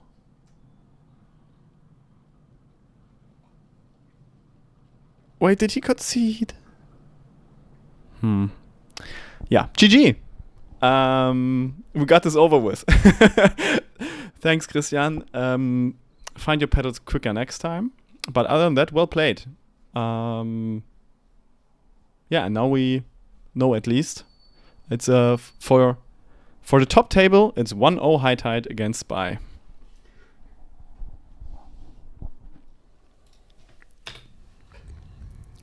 Okay. So One very nice asset of our league stream is that we usually get to follow the winner of the last game, and we have Christian again on high tide. Who is he up against? Help, Phil. Help. I'm stuck in a time loop. Oh. Yeah. Oh, okay. We got the same matchup again. So, I mean, Christian defended their spot, so that's on Christian's success. But Walt Spy apparently managed to go 2-0 in Mark's hand. Oh, we got Mark on Walt Spy and then Mark on Walt Spy? It's so crazy. Are they playing the same net deck list by any chance? Probably. Ah, okay. So they play also the 35 creatures and some draw spells and then Spy and Red Return, Lot Lift Giant and whatever you need. Yeah, a few petals. Petals? Lotus petals. Lotus petals. Yeah. They're both running petals. Oh my god. One as a finisher and one as a setup. This is Magic the Gathering. Okay, so we got the same matchup. I think... But maybe this time we're going to see Mesmeric Fiend. I mean, yes. It's even more funny because I think I told them that I need the live counter mobile app, but I think they just mutually agreed that, hey, come on. Because for the last game, it was still like, okay, yeah, we'll do it. But I think both of the players kind of know what the enemy is playing. Oh, actually, I remember now. I met both of them in the hallway after round 2. It actually came to my mind, and they were laughing off that they might play each other now, being on 2-0. So yeah, apparently this happened. They must have found each other, each other back in the feature match. Yeah, and I think, and this is interesting because I think they know what they're playing. Okay, and Mark is going fast. They go land grant, get their first land, have 2 lead the Stampede and 1 Winding Way and 2 ends. So they got 3 land drops and a Lotus Petal and 3 draw spells. That's pretty solid, right? If you don't get spell pierced. Yeah. Yeah. Yes. But no one plays spell pierce right now, right? So you get away with this kind of shit. You could some even play Force Spike again. They can play turn 1 Winding Way of the Lotus Petal. That's beautiful. Yeah, but I don't think you're gonna waste your petal like that because the petal is an accelerator. You're probably gonna just land, fetch another forest, then turn 2 maybe Winding Way. You mean the petals is to... But what do you need it for? If you make all your land drops anyways? I mean, you have 2 ends, so if you have a certain... You can just combo a turn faster maybe. But you... Because... if you find all your lands and then do it on turn 3? Wow, that's rough though, right? They need to top deck a Spy for that. Which is possible. They have a Winding Way in their hand. But if they want to do it on turn 3, they need to spend turn 2 fetching the lands. Or you just gamble that one of the lands that is still left. It's so peak Magic if everything relies on variance, right? You either have it or you don't. I think it's quite a fun deck. You talk me through it because I'm not convinced, Moritz. So I think it's a really interesting deck right now, and I kind of hate that the decks that we're seeing, whiffing the way. It's okay. The 2 decks that we're seeing right now, I think it's quite obnoxious that both of these decks are really, really fast combo decks, and they both require a completely separate sideboard. So against High Tide, you need Hand Disruption and I guess counter. No, wait, now you're talking the opposite side. What is so interesting about the deck themselves? About Spy, I think it's kind of interesting that you only play 4 lands. Come on, that's number 1. You kind of... So you put yourself in a position where you have a huge weak spot, and that is if an enemy has a good way to exile your grave, they will keep you in some sort of jail. So there are spell bombs, there are there's even instant speed, like the Junt used to play Crypt Incursion, they might even still do that now. There's all kinds of graveyard hate, and you put yourself in some kind of jail that you have to fight yourself out of, because post side there will be graveyard hate everywhere. You're really highlighting like the solitaire perspective here. Yes, and then there's like you're fairy only macabres. Busy with yourself. Ooh, there's fairy macabres in the hand that you maybe don't know of. So you suddenly have to dig for your mess fiends, and then you have to hand check every now and then. So because a fairy macabre actually cannot be answered by this deck. So it can by Mirror Shell Crab. Even I know that. Oh my god! Okay, you're in too deep here, man. You're in too deep. I listen to other people talking. Okay, so High Tide is on 2 land drops. Sorry. And they're tapped out, and they're kind of looking down. Pretty scary situation, right? Yeah, so there's now 3 lands in play. We know that Mark has 1 more end, so he can fetch out the last land. So there's basically now, and there's still 2 Lita Stampedes. So I think in 2 turns, Mark will probably find the combo. And so that means for High Tide, they kind of have to go for it now or cross their fingers and try to go next turn, but they don't have a High Tide yet, do they? It's so tough. Some cards I just don't recognize. Like the 2 cards on the right, I just don't know. But they have 2 Puppetry. That's at least something. But I think they're pretty low on Arcanes and on High Tide. And they still are busy with the land drop, so even next turn might be quite of a iffy one. So Mark is now going to search for the last land, of course, before casting any Winding Way or Lita Stampede. I have to give to Mark that he's running green forests and black swarms. It's like the first time today, I think. You can't really give that to Mark because Mark borrowed this deck. It's true. It's not his own. It's true. We have to give this to Max. Yeah. Okay, so still 4 lands for the 4 lands spy deck and 4 mana as well. And are they just gonna slam the spy now? They don't have the spy. What is the second card from the left? Another Battlement. I don't even know. Is it a Masked Vandal or Winding Way or something? They could cast... Oh yeah, they can easily cast... It's a Winding Way, I think. Lead the Stampede. And they do. Let's see what they find at reveal. So it is still scary for Spy because, yeah, you have to assume that High Tide can kill you turn 4. Yeah. But they have no other choice and they cannot bluff anything instant speed because they don't run magic cards. So they have to rely everything on sorcery speed and land fetching. So they can easily tap out. Finding 3 creatures that are all pretty irrelevant right now. Do or die. So yeah, he's playing Tesaroli because then, of course, he has a bunch of mana available next turn. So each wall is tapping for 3 right now. So 6 mana on board. Lead a Stampede in hand, maybe even, I think also 1 Winding Way. So I think finding the spy still up to variance, of course. But it's the nice thing is that they can make Lead the Stampede into Spy. Probably like Stampede into Spy. Yeah, crazy. Yeah. Okay, and Christian is still digging. I just missed the shot at seeing what they have in hand. 1 top, 1 bottom. Okay, this is such a slow development. You see in their grave is Lorien revealed, behold the multiverse. Yeah. So the 6 mana they had available this game. Well, I think there's a High Tide and a Brainstorm on the very right. There's a Puppetry. And there's 2 Puppetries. Kind of. If they have a High Tide, I think they need to go for it, no? But then no land though, no land drop. But you can make it with Ideas Unbound. I think you have to go now. Because with 1 High Tide and 2 Puppetry, Ideas Unbound is mana neutral. And chances that you hit the land is pretty good. With the Brainstorm as well. And you get hidden strings. I mean, I think you...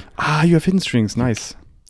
If you set the spy deck on, okay, they had no spy last turn, so they don't have it right now, and they have no draw spells, then you can pass the turn here maybe. But come on, I would slam it.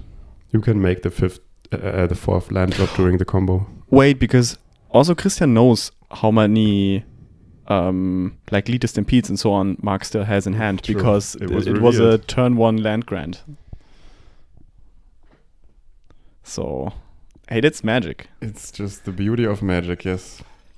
You reveal your hand. Yeah, you put. Oh, it's so good. You see how skill intense this is, man. You even you play with basically open cards. You mean on the spy side? Yeah, you play with basically open cards. Like lead the Stampede, everything is just constantly revealing your hand. Oh, and he's not going for the combo. I think Christian is way more conservative with starting the combo than I am from playing the deck myself. And I don't know what's like the... I don't know. I think last time they did this in the last match, the chances of the opponent comboing off was pretty low. But with Christian knowing of the 2 lead the Stampede, I think the risk they take here is pretty high. Yeah, I mean, there's just 1 lead the Stampede left. I don't know if they know that there's 1 Winding Way still in hand. I'm not sure. But still, I think it's too large of a risk. But I don't know if I haven't played High Tide, so I don't know if the risk of fizzling is higher than the risk of being comboed. The thing is, their hand is like a 50-50 or maybe a 40-60 combo hand. Top decking another lead to Stampede. Yeah, Wall of Roots even. Oh, come on, nice. This is playing Wall of Roots mana positive. Hey, this deck, dude. Think about it. I've never seen a line like this. It's incredible. Okay, now Mark is going into the tank. Am I gonna cast my Lead the Stampede? Or can I squeeze any more value out of this? Yeah, I think he's just thinking about if he can generate more mana by playing creatures. Yeah, and so many parts of the card become so irrelevant. For example, this -1 counter on Wall of Roots is just for free. Winding Way, finding... Yeah. Okay, so Christian apparently took the right risk here to make their 4th land drop naturally and not doing the combo. No. They still have enough mana. But do they have a more Stampede? Yeah, they have 8 mana, dude. They have 8 mana on board. And they top decked another Stampede, right? Yeah. Okay, so now Spy is going for the High Tide lines, picking dice for mana. So let's see. Yeah, I don't know if that's necessary. It's free. It's mana positive. I guess. Oh no, now that the Wall of Roots is tapped, it's just free. Yeah, it's just free. It's not map positive. Okay, will he find a Spy? And no Spy. Christian is gonna get rewarded for this. Maybe. I think these are also the greedy, I will call them now greedy lists, who only play Spy and no Dimir Houseguard. So no way to transmute for the Spy. So you only play 4 Spies. But how can you tell? Because if the list wins the challenge, that's what you run, right? I mean, I think in a meta where there's a lot of High Tide, maybe I don't know. Maybe you need like a 5th Spy, at least. I don't know. Okay, Mark considering his options. Phil is already getting the finger. Oh, another Lead the Stampede. Where did they get that from? Is the 3rd this turn? No, Winding Way, lead. I think they played. The 1st was Winding So, Way, okay. but I think they found a Mess Fiend, no? That's helpful. And they still have, of course, their black mana. And Christian's hand is or was pretty decent. I'm still not quite over that they didn't go for it last turn, because Mess Fiend on top of Spy is just another card that you really don't want to give the opponent. And now this High Tide is gone, and now this hand is garbage again. Like, not garbage, but yeah, it's not bad. Needs a lot of help now again. Without the High Tide, it's not a sufficient. Yeah, that's true. You need a combo deck. Yeah, you can only start with the High Tide. You can only lead the combo turn with a High Tide. And you can use... you cannot even use muddle the mixture to get another high tide. Yeah, this is the this easiest is high tide this is the easiest this high is tide rough. I've ever seen. Or like, right? Yeah, but this is rough for the high tide player, no? But they have one snap in the main. They can get it back. Oh, they play. Oh my god. Christian is one step ahead. No, he's one snap ahead. Okay, I'm gonna give you that one. And they have compulsive research, so probably the best thing they can do next turn is compulsive research. Mark, you're writing on your life counter block. You cannot track life anymore. You're scribbling all the cards that you have seen onto it. Like, you cannot track your life anymore. What are you talking about? You see his life counter block? It's full of now card names. I can't even see on how much life they are. No more water on my mills. Okay, so Messfiend has been cast. Let's see what Christian will top deck. And yeah, now we're back to top decking. But it's nice, right? Hey, come on. It's nice. It's nice. And come on. It's a land, I think, no? Yeah, it's a land. It's an island. I mean, making your land drops also quite good. Yeah, and compulsive research makes it so that you can probably deploy another card after it now. You see at least a few cards. So it's draw 3 and then discard 2 or discard a land, or what is it? Brainstorm ideas, brainstorm. Pretty decent. Still not there again, but pretty decent. And I think you have to discard the muddle, right? Or you need the muddle to find the snap. That would have been a line. They could have done what the turn. Oh, come on. But no, you cannot muddle for the snap because then they replay the Messfiend.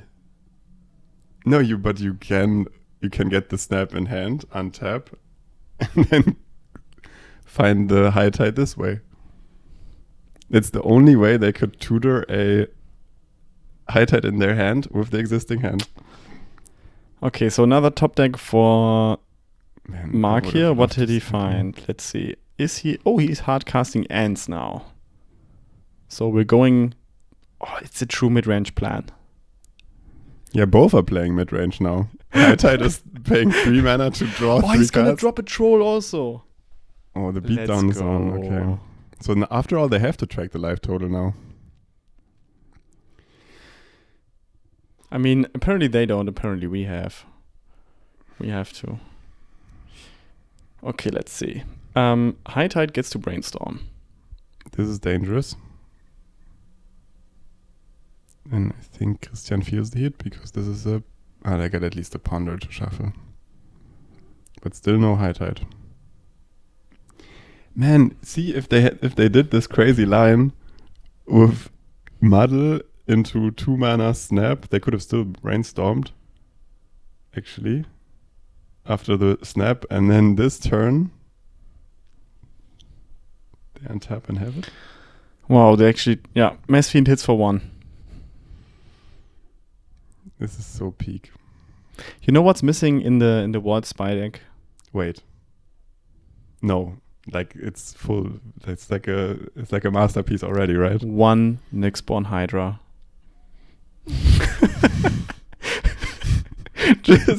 just maybe Nyxborn Hydra is the 5th spy.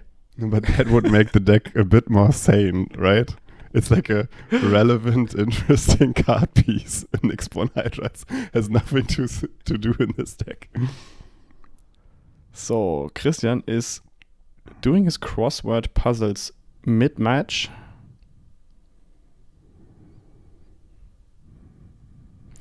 I agree, we can speed up here.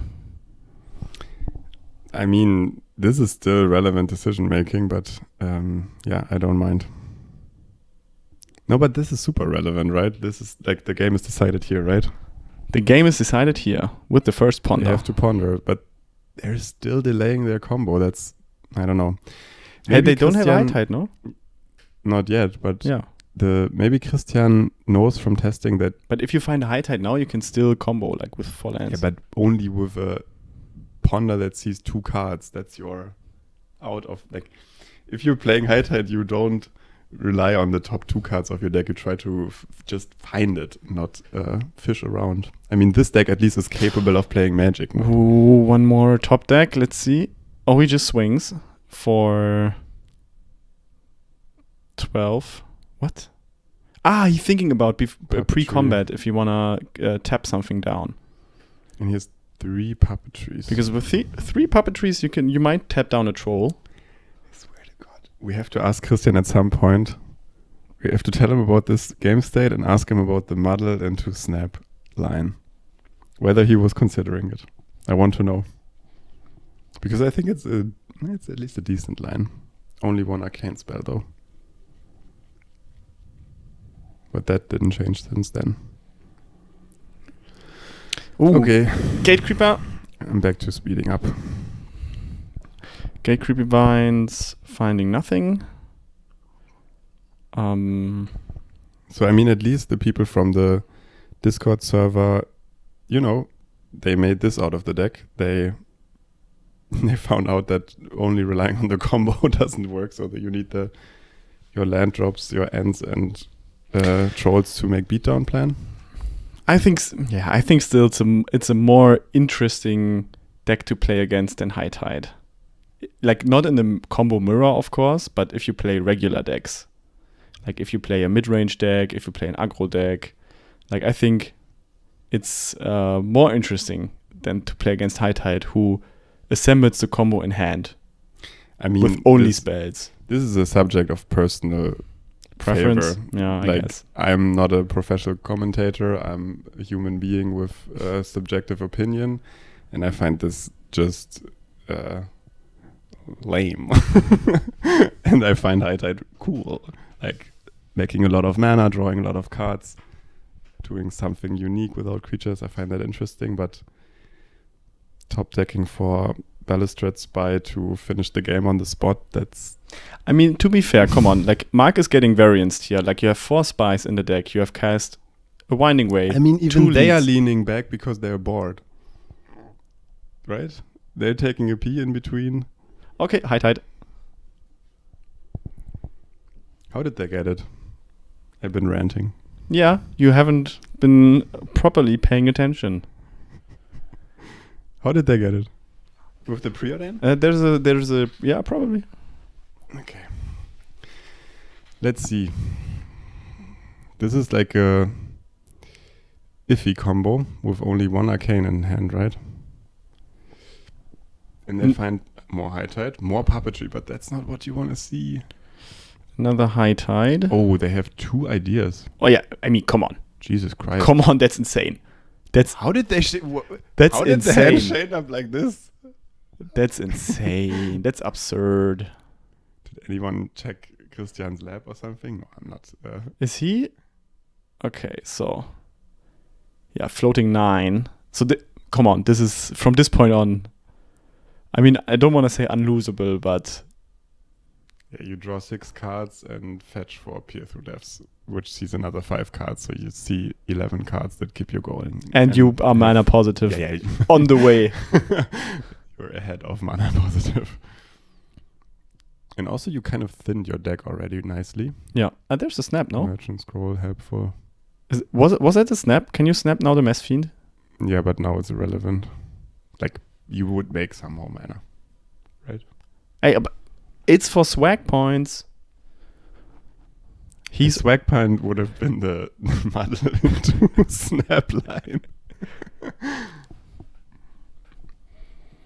Okay, but now interestingly, like, I wonder how they finished the match, because I wasn't expecting game 1 of Spy versus High Tide to take like above 20 minutes. Maybe 30 minutes? Like, how long have we been watching this beauty? I'm not so sure, but I'm pretty sure that High Tide will finish it in the next minute. Okay, let's see. If we I think Mark is already, Mark is like, okay, come on, dude. Okay, and Christian revealed their hand to make it even faster, but Mark didn't agree in the beginning. They wanted to see more. I mean, I think what bugs me about the Spy deck is that it has so few decisive game actions. You have to see, like, you run it out or you don't, but like you put the stuff down and then you flip the deck and it's done. So what's your take on regular waltz combo? I mean, there you have to fight a lot, right? Do you? Isn't it kind of similar? But your combo can be interacted with a lightning bolt. You don't have to... In Spy, the same. If you don't have 3 creatures to crack when you flip your deck. If you don't have 3 creatures, yeah, sure. It's a bottleneck for sure. But I feel like it... I mean, as we can see in the current meta, it kind of requires blue decks to interact with it. If you're just trying to go at it with a non-blue deck. Okay, so I can talk out of the sewing basket. No, that's a German saying. What does it mean, though? Aus dem Nähkästchen plaudern. But don't spoil anything. No, I can say just how my game is going. How my game is going when I play Jund against it. So when I was playing with Jund, you have a lot of interaction points against this deck because you attack it. Because this deck is ultimately, the ultimate vulnerability is, of course, on the graveyard side. But your other vulnerability on the way there is, of course, the board, because you kind of need the mana to go fast. And with Jund, you can attack both quite efficiently. You have KCS who can sweep the board. You have cast downs who can get rid of the overgrown battlements really early.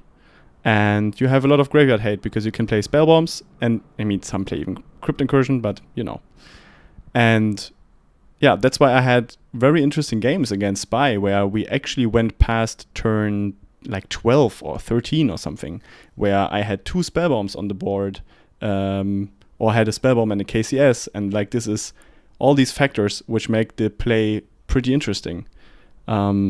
And I kind of, it's kind of very similar to Dredge in how you interact with it. I wouldn't say so.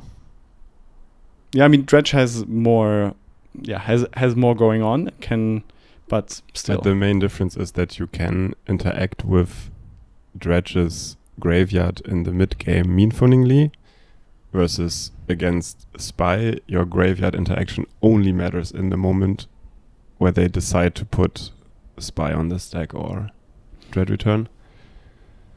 Okay, fair. So in Dredge, it's less of a jail and more of a I temporarily reset you. And for Spy is you have to really find it to build up the jail, basically. Okay, so Mark's hand, I think, had 1 draw spell. Apparently a duress. Maybe even another duress? I think it has just 1 duress, land grant, turn 1, so to put down the Saruli. And Christian reveals a pretty decent hand, I would say. Considerations could be to take Brainstorm, Puppetry, maybe Behold.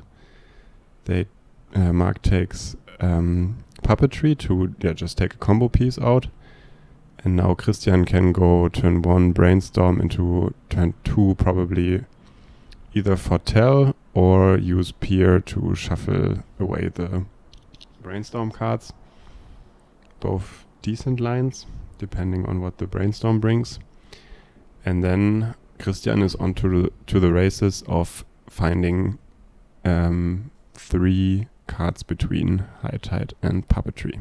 What's Mark doing in this interesting It's very interesting that Mark doesn't have a lot going on, right? Like the hand is already stripped because he had a Petal and a Duress and stuff, but he's drawing good cards, so he's now also on... finding a... he might have that in his starting hand, but this has now to find... a Mess Fiend and a Spy is pretty good, and you have a land grant in hand to fetch even 1 more land. He has a land grant in hand? Yeah, that's gonna fetch the next forest, And then in theory, It's over next turn. you could, you still have one land in deck.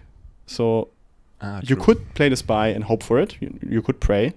I don't even know. There's not even much praying involved. If you can do already,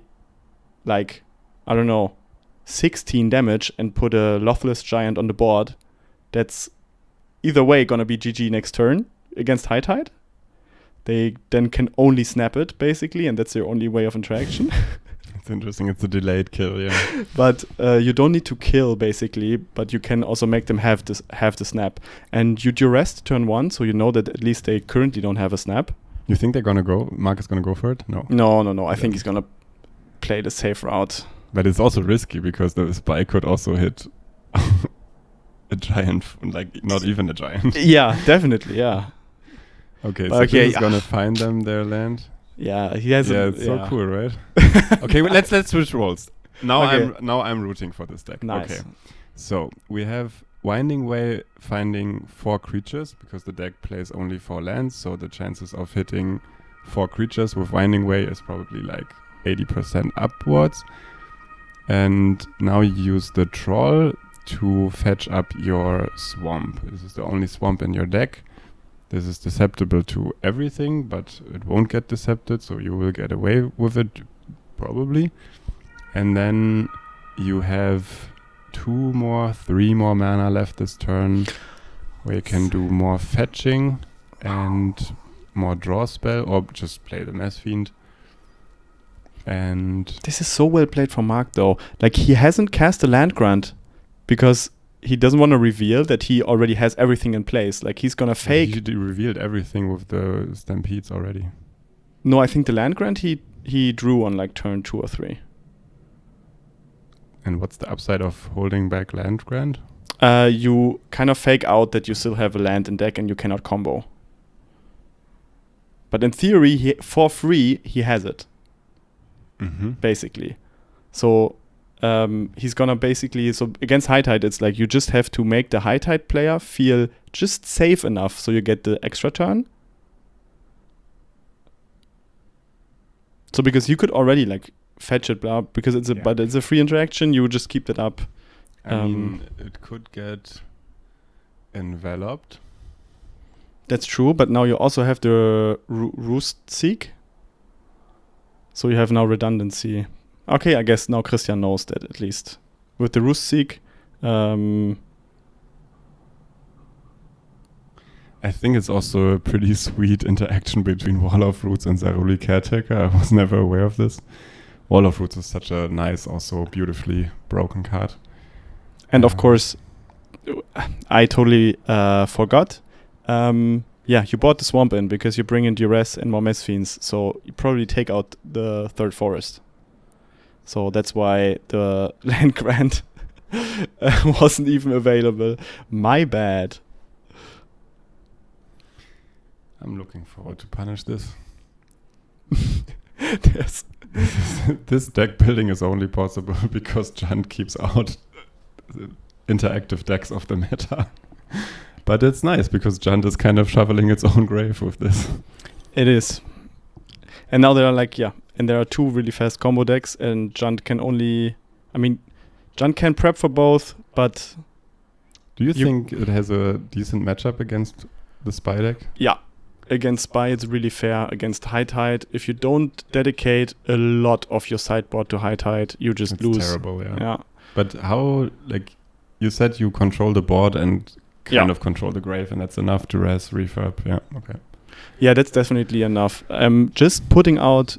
I said it's similar to playing against Dredge because I wanted to emphasize that you just put everything there that you have and you just leave it there. So you just put your Krark on the board and you just leave it there. And here, at least in the Spy combo deck, the only way they can get around a KCS is by, having a Snuff Out, which they have in the sideboard, or Wait, playing... we missed the essential thing. Mark turned his deck into his graveyard. He did it. He did it. We see the first Spy combo right now, Moritz. On stream. Ever. It has never been done before. He will peer, though. He will peer. He might find an envelope, no? He might find an envelope. Please find envelope. Come on. Find envelope. Come on. You could do it. There is hope. Come on. 1, 2. So please, everyone, leave a comment 3. whether you despise the Tide or the 5. Spy deck more. Thank you. They're slow to reveal it. Oh, 1 mana. I mean, wouldn't have done anything, right? Snap. Doesn't do anything, yeah. Oh, snap the envelope. Ooh. Ooh. They had so few land drops highlighted. Wait, 1 mana more would have... And you also always got the flex with this deck that your opponent gets to look at your deck. It's also... Oh, you love to see it, right? Or Lotus Petal. I'm a terrible commentator when it comes to this kind of stuff. I have to admit.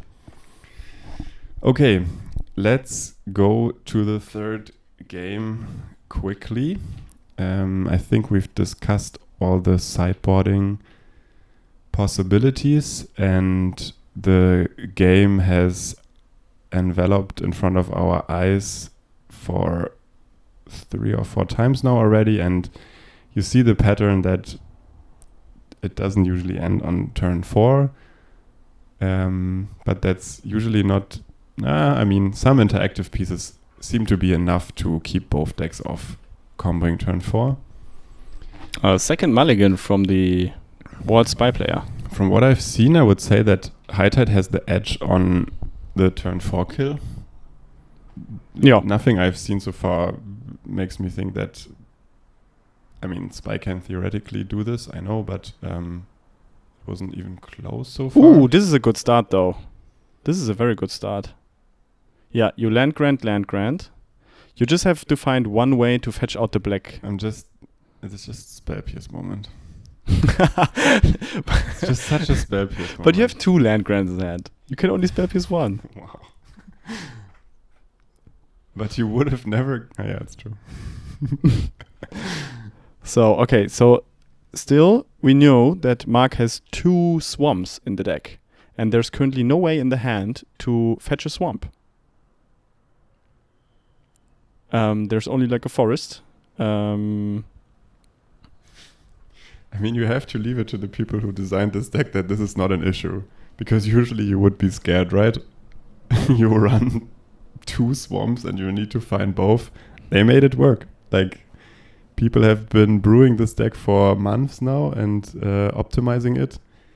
And Mark, as much as everyone on YouTube is aware that this is totally possible.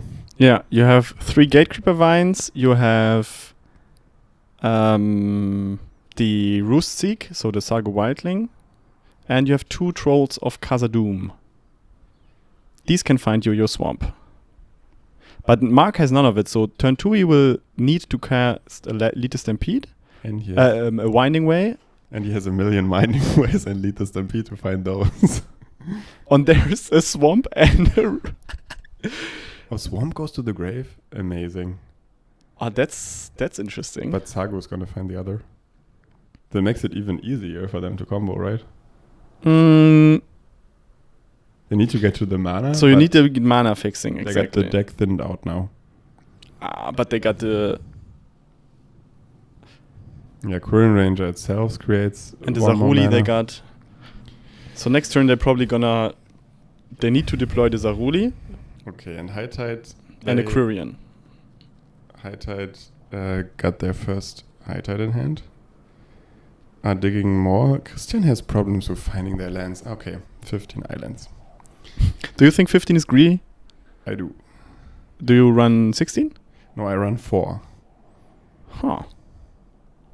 That's some deck building there. I mean, if because you can, it's if another you can brainstorm where they don't find it. It's sad. I mean, this 15 island is doable, but I think making land drops actually has punished Christian in this match and also in the previous one. I think it's kind of unfortunate. I'm not blaming it on the deck building, but yeah, playing one less land can be considered greedy.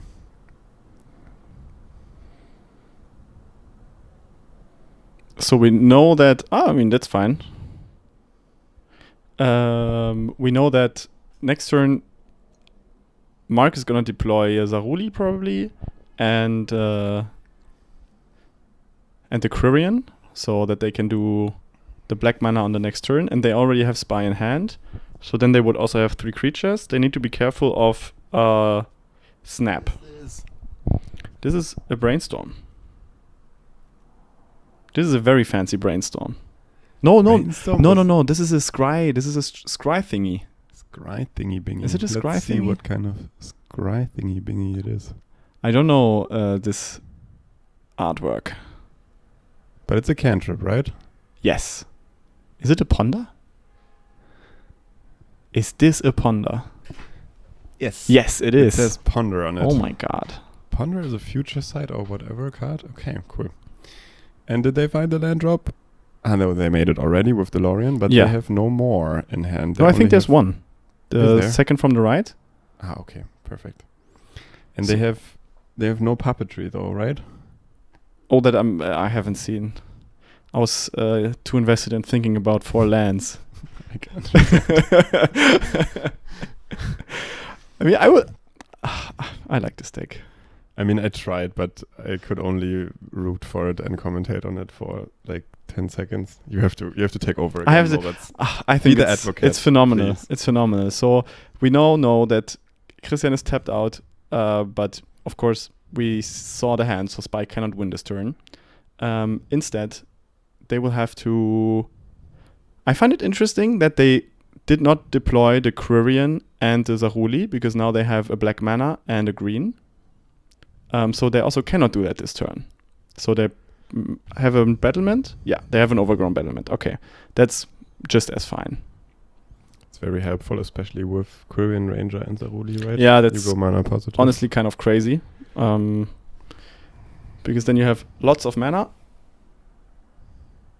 And we have 2 spies in hand. There is... Christian knows. So, do you think Christian is, with the knowledge they have, is Christian in a position of I need to do now or never, or are they still in a I could wait position? There is the debate. Do you remember our Snap That Priest? Welcome to the second episode of Because you Snap see... the Root. Yeah, exactly. He's Here we he's go. gonna snap it. Okay. No, he's gonna peer it. And tap it. Wait, that's... But does he know about Quirion Ranger? Yeah, he does. Is it enough? Let me think. Because with Zaruli, I mean, you spend 2 green to deploy those 2, then you get back the forest in hand, that's 1 mana. You untap the battlement, that's 2 mana. So you spend 2 mana, to regain 3 mana. And then you can play Spy. Mark is shuffling his deck. Yeah, he was catching. I mean, he gets Yeah. it. Yeah. It's yeah. not enough. Oh, high tide instant speed. My goodness, to have the snap. What? No, he doesn't have the mana for it. Wait, what? Yeah, he played 2 he plus picked it puppetry. up Yeah. from He the picked field. it from the... So, But he can do it. No, he can't. yeah, Oh he my can't, God, that's unfortunately. annoying. Okay, so you can play your Quirion here. Christian, you make me believe, I have to say. Yeah, you can play the Quirion. You can pick it up, make it a land drop. So then you have 4 mana available, and then you Yeah. can spy. Yeah. So you're only scared of an envelope. Yes. Does Mark go for it, despite knowing that there are 4 envelopes in this deck? Interesting one. I mean, Mark is not pressured too much, right? I mean, yeah, they have to assume that turn 5 High Tide can go for it. And he does it. Targeting himself. Okay. And Winner, Christian, winner, chicken dinner. we will now flip the deck. Oh, Christian slams the cards. yeah. I feel with Christian. You might have noticed unfortunate. before. Yeah, that's... But it wouldn't have Oh. helped. Snapping the battlement would have been the correct play. Because then, You don't have enough creatures on board to dread return. no, you could not use the Quirion Ranger properly. Yeah, you would have had another full turn of just deploying creatures to the board. Yeah, but I think the difference was that the Quirion changed the math. And you said Christian know about it? Yeah, I think he knew about it from the Winding Way, and I think only snapping would have okay. been the correct play. Yes, yeah. Or Christian was just saying, hey, maybe, I think he also knew about the spy, so. And he could have even snapped and then do the peer thing afterward to tap the swamp or whatever. I mean, it wouldn't have helped. Though it would have helped. Yeah, you get rid of a black source, so you don't get duressed, and you don't get Mess Fiend for sure. Ooh, wait, maybe that's snapping the battlement and puppetry the swamp, so you're safe from that. I don't know how many arcane spells he had though in his hand. But I mean, I think you don't even need to tap the swamp with an empty board. I mean, Spy cannot win from there. They need 4 mana for the Spy, and they cannot generate mana otherwise than already entered creatures. And you could see from Christian's reaction that they realized immediately that they might have weakened their hand a bit with losing the snap, but this would have definitely gained them one more turn, and they wanted to gain that extra turn, but with another bit more value line of using the peer. But they either forgot about the Quirion, or they didn't know or something, and it crushed their hope. I think it was another snap that priest moment. Yes. Apparently it was. We need a t-shirt, Jakob. We need it. We need it badly. Okay, GG, and let's hope that the next match will gonna be a different one.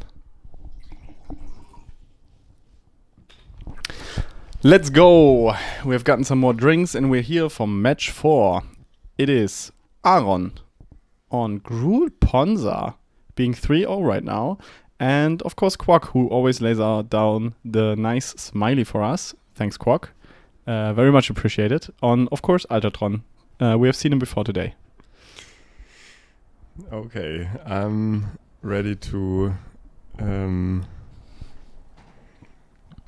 Quack some vibes. I have talked to Aaron a little bit, and Gruul Ponza is not something we see a lot of in our local league. Not at all, actually. And he wrote to me that Gruul Ponza was actually just a meta call from him. And one of the targets for this meta call, he pointed out specifically, was Quack. Quack himself? Yes. Not the deck Ultratron, no. But Quack? Yes. Okay. Why is it better against Quack than against other Ultratrons? I think it's just, Quack in this sense is a synonym for Ultratron, because making a lot of mana with lands. Quack is always on Ultratron, and I think Aaron was maybe just tired of seeing Quack at the top tables, and he was like, "Hey, you know what? You know what beats all the like cryogen relic brews, maybe even all the wards, spies, all the Quacks? It might be Gruul Ponza." So here we see some mulliganing. What do you think? Who is favored in this matchup?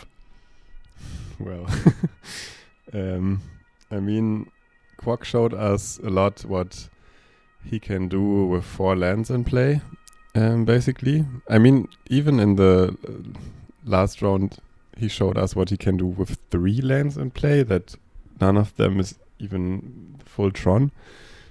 I think if Aaron resolves 2 early Ponzas, Quack will never have more than 3 mana in this game. Aaron aggressively mulliganing here, actually. I think he's now down to 4. Yeah, I guess that with... Like, what list is they playing? Okay, let's see. So we see Altasaur, Avenging Hunter, Boarding Party, Generous End as the payoffs. And then the usual mana setup for Malevolent Rumble, Woolly Acid Moss, Stone Rain, and Thermocast. So 11 Ponza effects, kind of replacing the 3/3 Eldrazi's and Jewel Thieves that we see in the Monsters Gruul version.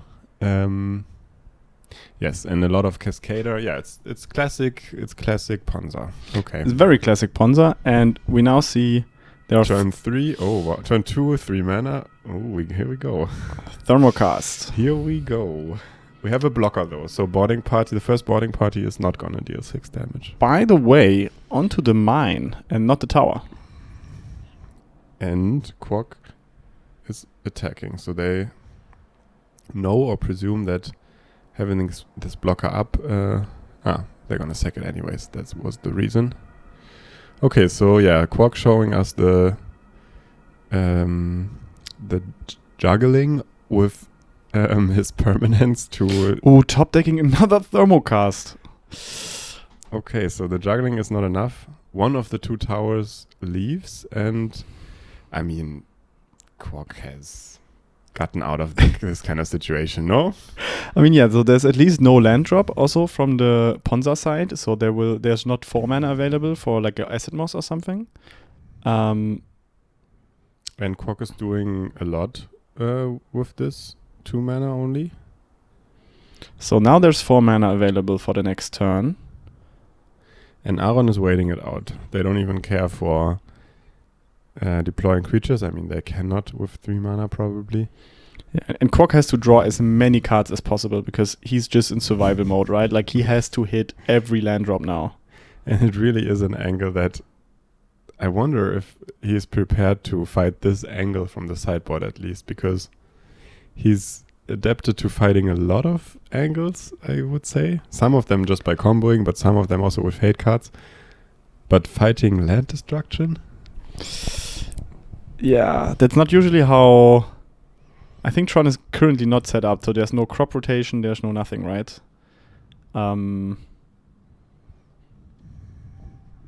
Ooh, Acid Moss hitting yet another land. Oh, there was Acid Moss, okay. Oh, yeah, and Yeah, I'm already looking at the sideboard. yeah, I think this is already worth looking into the sideboard because... But I mean, we saw a win of Quack on 3 mana, right? So it is, there's hope. There's hope. If there's not a more... Oh, another Acid Moss. Okay, so there was 5 turns into the game, 3 Ponza effects. 4 Ponza effects. Sorry. And Quack is still at least... I mean, he has 1 land in play. He's desperately making land drops, yeah. So what is now missing is maybe an Avenging Hunter would be great. Boarding Party would be great. Something that now... or another Acid Moss. But you have to give it to Quack. I mean, come on. He's playing it like a boss. Like, seriously. This is like ultimate respect to Quack finally. Like, not even how he takes it, but he is maneuvering this situation. He is playing a game in lightning speed. He is playing a game. Yeah. Just go. It's Like, he didn't. Oh, no. Oh my god, dude, these draws are illegal. Like, you're constantly top decking land destruction. Now you're top decking the Avenging Hunter, and that is game 1. How many cards did Aaron have left? He started with 4. Okay, that's amazing. All right, that's how you do it. Okay, so looking forward to more Gruul Ponza in the meta. I mean, that's insane top decking though. Like, yeah, that was like, a bit interesting. you could have top decked an Arbor Elf. You could have top decked, I don't know, a Generous End, like a Rumble, something that is like irrelevant. Not irrelevant, but that is worse in this matchup. But you constantly top decked the land destruction that also ramps you. Yeah, and the thing is, once you're down the land destruction route, they kind of get better, right? Or yes, I think they do. Yeah, because if you keep your opponent at 0 lands, you kind of win with an Arbor Elf even. What do you even sideboard here as... So, sorry. I saw in Quack sideboard 2 Last Rites and 2 Kroglan Shaman. I think those are quite worthy. And what else is there? I mean, I don't know if this weather the storm combination to put him on infinite life helps here. But I have the feeling... I mean, even last ride cost 3 mana. So Yeah. that's a tough one. And I think this is the matchup where you just mulligan for like lands and a draw spell or something, or like lands and a wellspring. And Quack is on 5 cards now. Pretty sure. Yeah, let's see. Yeah. So this is super rough. Okay, at least Chromatic Star, something that draws another card. Yeah. Top decking a land and then drawing. That's decent. Yeah, that's decent. Let's see if Quack untaps with 2 lands. So there's a Stone Rain in hand. No. A Thermocast. No, he doesn't. He untaps with 1 land. Will he find a second? He does find a second land. Will he untap with a second land? I think no. No? No. Why not? There's a Stone Rain in hand. There's another land drop. Yeah, but you can also ramp while destroying your enemy's lands, by the way. That's the best. Yeah, that feels good. At the times where I played Kitchen Table Magic, mono green land destruction, that was the best with this card. I mean, this is like, who are we kidding? This is a particularly good pairing for Ponza. This is Yeah, this is the beyond dream. crazy. Yeah, this is the dream. This is the best lands you can destroy. And also, Probably. yeah, the enemy can just watch, because there are also not really efficient. Like, we didn't even need an Arbor Elf. Yeah, he's at 5 mana now. He's deciding whether he wants to play his Avenging Hunter or something else. Or if you just want to Let's take go out for something else. Yeah, ramp a bit more, of course. See yeah. if it's a maybe risk. take out a land. I would take out a land, I think, in this Chrysalis. situation. Okay. Let's Chrysalis. just, Ooh. just play a mid-range game. Yeah, but you can, with the spawns, take out another land. How about that? How about that? Let's Stone Rain the swamp. How about that? No way. Oh man, Quag, I'm so sorry, dude. Oh. Are you, or are you being... No, I'm not sarcastic? really. No, I'm really sorry. Like, this is. This is not a... I mean, not but this that is much. what you. This is what you. You know, this is what you get yourself into in a way. Yeah. If you don't play bridges, you. I want to see this happen to Spy in the next days. You know, all the greedy decks, you know, they look so amazing when they have seen no counterplay. But if there is counterplay... Handshake. And that's handshake, and that's the game. So Okay. the hunter did it. Well done. So we saw 7 or 8 Ponza effects during the course of 2 games. It was like both games, it was around turn 5, where an Avenging Hunter hit the battlefield to, you know, be the cherry on top. One Chrysalis kind of sneaked into the Ponza plan in game 2. And besides that, we saw everything Aaron wanted to see, I think, especially against his picked opponent, Quack. It's so hilarious. There was not even an Arbor Elf. There was just fair. I do a land drop. I destroy a land. Utopia Sprawl. Fair. There was a Utopia Sprawl. There was ramp. a little bit. Yes. But with an Arbor Elf, he could have maybe done 2 Ponza effects in 1 turn, which we have not seen of him yet. But maybe we will see him in the final. Welcome back to round 5, where we have Gruul Ponza that we just saw from Aaron's hands against Mark on Walls. Yeah, so both of them are 4-0 currently. We've just seen, let's Aaron take a walk in the park, because after just 15 minutes he won the game. So he had probably quite some time to reflect on his. I don't even know. He came here with a targeted assassination on Quack. He got paired against Quack. He completely assassinated Quack. I think he already, in his mind, he probably already won. Interestingly, though, before the Gameday, Tireless Tribe was the main target, right? How is Ponza doing against Tireless Tribe? I don't even know. probably quite good because Tireless cannot really afford to counter that. And if you take out the sources, but come on, I don't know. Okay. I have so never. Aaron said he wanted to destroy Quack. Yeah, I have the Okay. intel. Like he said to me, like, hey, Okay. Quack needs to go. Okay. So he can do nothing about Tribe, and then he just focused on Quack.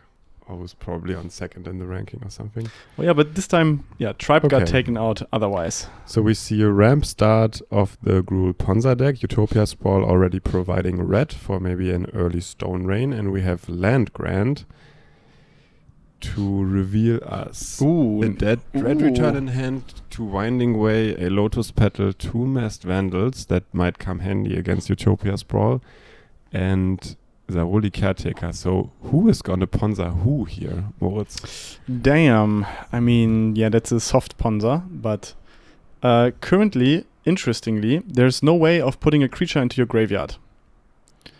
So the Masked Vandals, it often comes up actually that you need some way to put a creature into your graveyard.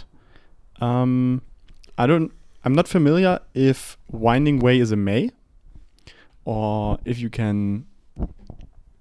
Let me see that. So Winding Way says reveal the top 4 cards, put all cards. It's not a May. So you cannot even put. I mean, you can say land and then put 4 creatures into your graveyard. So Masked Vandal is online, but I think there are better ways to win. And also, importantly, Mark does not have 2 mana right now, although he does have Lotus Petal. So casting Masked Vandal right now, I mean, might be a priority because it turns on the Caretaker. But that itself is not a given. So let's see what Aaron is doing. He's not making a 3 mana play. Instead, Utopia Sprawl into a potential 3 mana play now. Floating one. So Rumble maybe? Yeah. Okay, Rumble with a spawn. So that's, 2 more mana. Okay. Only biggies. Pick your poison. How do you like Avenging Hunter in this matchup? I mean, walls have no way to attack. But it's slow? I think it's too slow, but the good thing about if you're hitting your Acid Moss right, like Acid Moss is an incredible card. Like if you hit your Acid Moss, you ramp. That's insane. You destroy a land and you ramp. So with that in mind, maybe, Maybe what? Avenging Hunter? Maybe Avenging Hunter is quite good. But here I think, casting a creature and having the mana, so Chrysalis, and having the mana for afterwards destroying a land is also quite good. I was kind of surprised he did not take Boarding Party because it's the most menacing when it comes to life total. But maybe Aaron knows that he doesn't need the board pressure that much. Mark, on the other hand, found Zaruli Caretaker, so with the Lotus Petal, now he has 2 mana available, but okay, he's going for it. Yeah, he's going to take the Winding Way. I think he's desperately looking for land searchers. And there's There is just that. Spire and a Land Searcher. Yeah. Quite decent. Yeah, that's good. But still, no way to put something in your graveyard. Like Yeah, but I think the window for Ponzaing the Ponza deck has passed. That's true. But let's see if Aaron has an Acid Moss, because now he has the mana to do so. I see an Acid Moss in Because hand. if you do that right here, right? Ah, lol. Because that's the only land. The Caretakers can only do 1 mana right now. But then I'm still wondering about this Writhing Chrysalis. Like, how is Writhing Chrysalis better here than Boarding Party? Like, what's the follow-up to Writhing Chrysalis that makes it better? I think just preserving your mana. So Chrysalis costs 2. So you have Yeah, so what's the follow-up? Like, what do you do with another Ponza spell. Okay. I thought so. Like, Yes. so there's the Whiteling searching for a land, which might or might not live for longer. This top deck Zaruli Caretaker was super clutch for Mark turn 2. Without it, he would be out of mana now. Yeah. Yeah, he has. Luckily, he has enough mana on board right now. Like, if that would also be gone, then you rely suddenly on Lotus Petal and land grants. Right. Yeah. But there's like Ponza doesn't run removal like of creatures. Yeah, but if no creatures are being cast, then let's see. Now maybe we get the reason why. Maybe that's Chrysalis. Why. Okay, that also presents a clock. Yeah. And maybe double Chrysalis is better than a boarding party? I'm not sure. Could be. Okay, so another Winding Way. And last turn, Mark the Ruli Caretaker Saga Wildling for the forest. Yeah. I kind of missed it. Okay. So he has no mana anymore for this turn. That means, but he has still the caretakers on board. So with the Roost Seek, he can, he can still get another forest next turn. I wonder how low Mark can get on lands before it's just kind of a non-functional deck anymore. I mean, you already lost 2 forests. And the bottleneck is really how many creature mana he can get in before he's out of land. Yeah, mana. that's brutal. And there's only a swamp now left in the deck. No, I think one forest. No, like one swamp left the battlefield. No, only 2 forests. There were only 2 Ponzas, I think. Oh, okay. But now the hunter.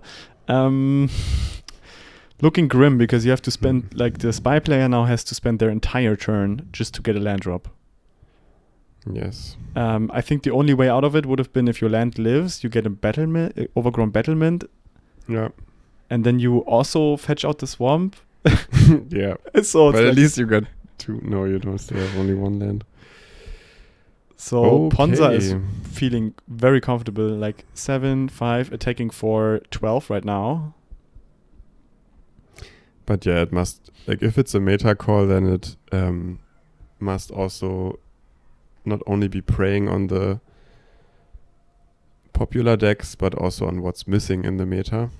And I think, that's game 1. Found a sweet spot where he has free reign with this line of plays. So looking at the sideboards, we had no chance to do this last match, but amusingly, Aaron's sideboard is just as amazing as his main board, and it's 4 Breath Weapon, 4 Relic of Progenitus, 4 Deglammer, and 3 Cast into the Fire. So it has basically written all over it 7 spells against probably artifact lands, 4 Breath Weapons against any small creature decks, and 4 Relic of Progenitus that might come in this match as well.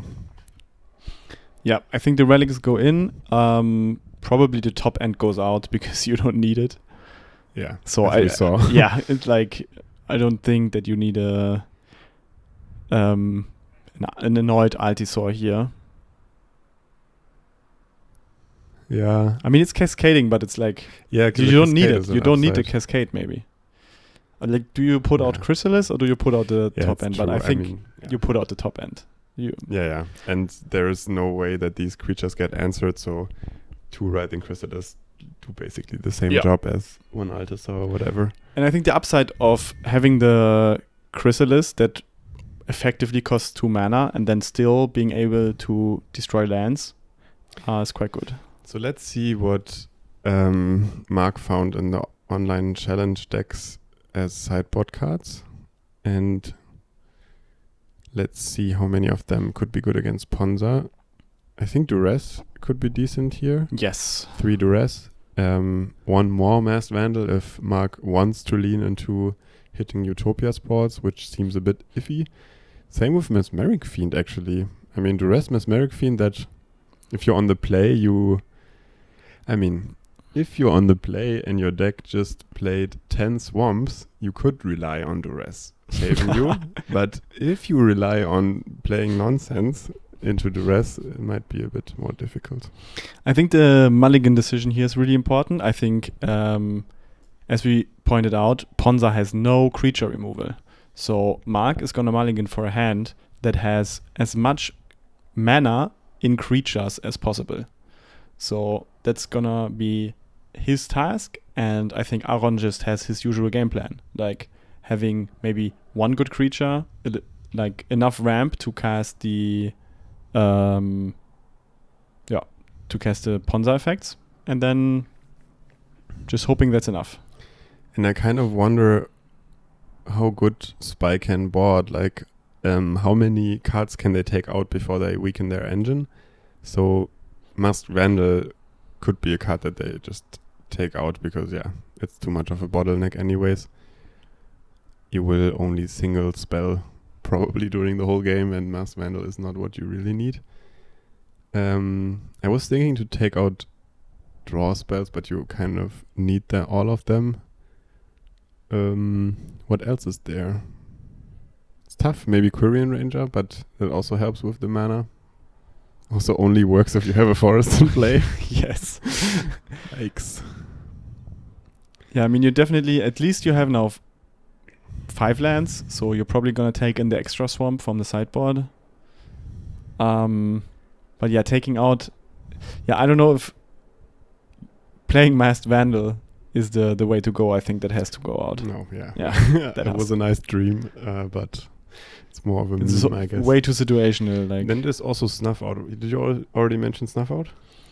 No. From the sideboard. Mark has 2 Snuff Out in the sideboard, so that could at least save him from some creature damage. But now Mark is mulligan to 4, to 5? No, I think it's still to 5.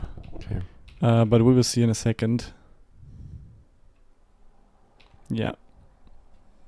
Okay. So... No, mulligan to 4. Yes. 4 on the draw. But why did Aaron start the game? Why in the world did Aaron just start the game? Because Mark can decide who starts. But why would he decide to not start?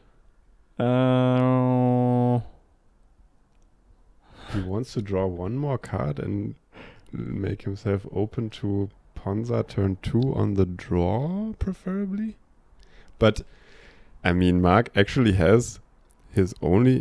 probably one of his 2 Swamp and Duress. He's taking out the Utopia Sprawl. So, there's still Thermocast. Was there Thermocast in hand? Can we go back? I was talking too much.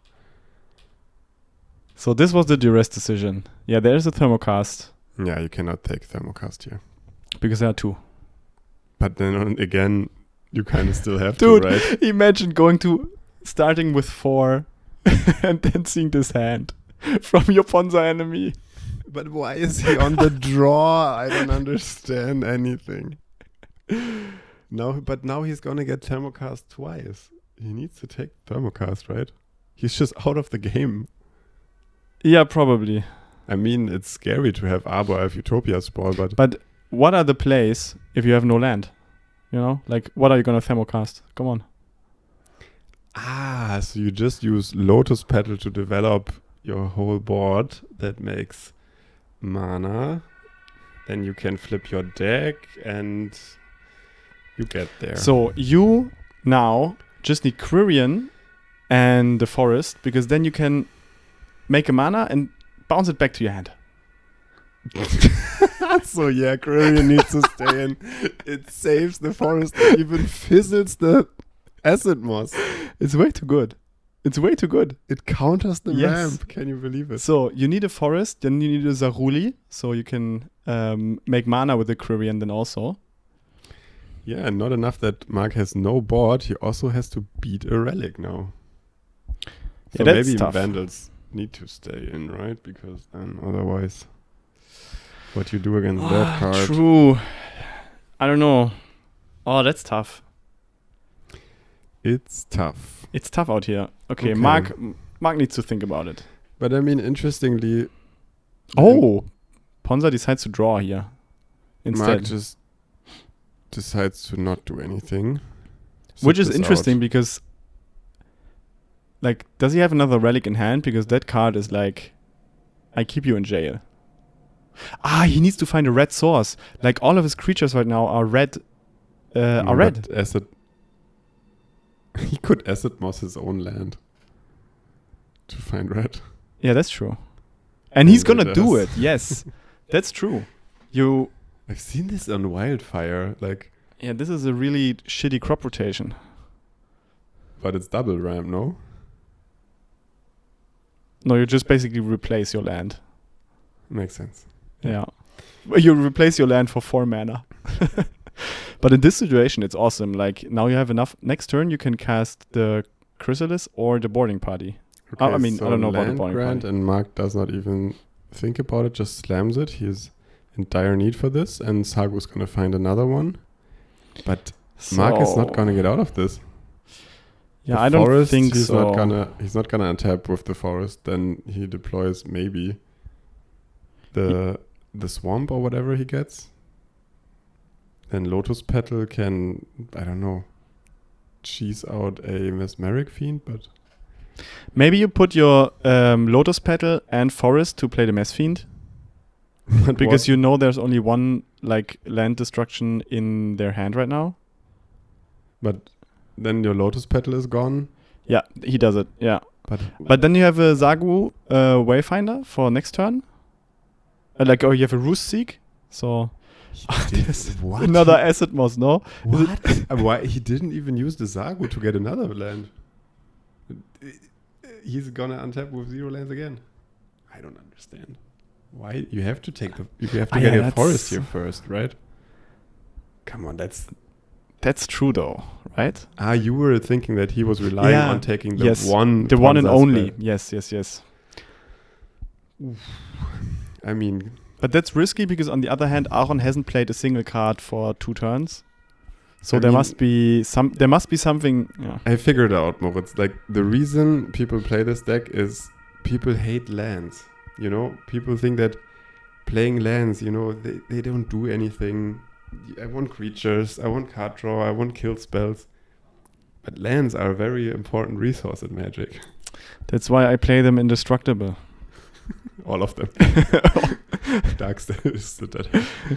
So Aaron has now to make a decision. So what creature you want to play? And I think he's going to go with the Avenging Hunter because this is going to win the fastest.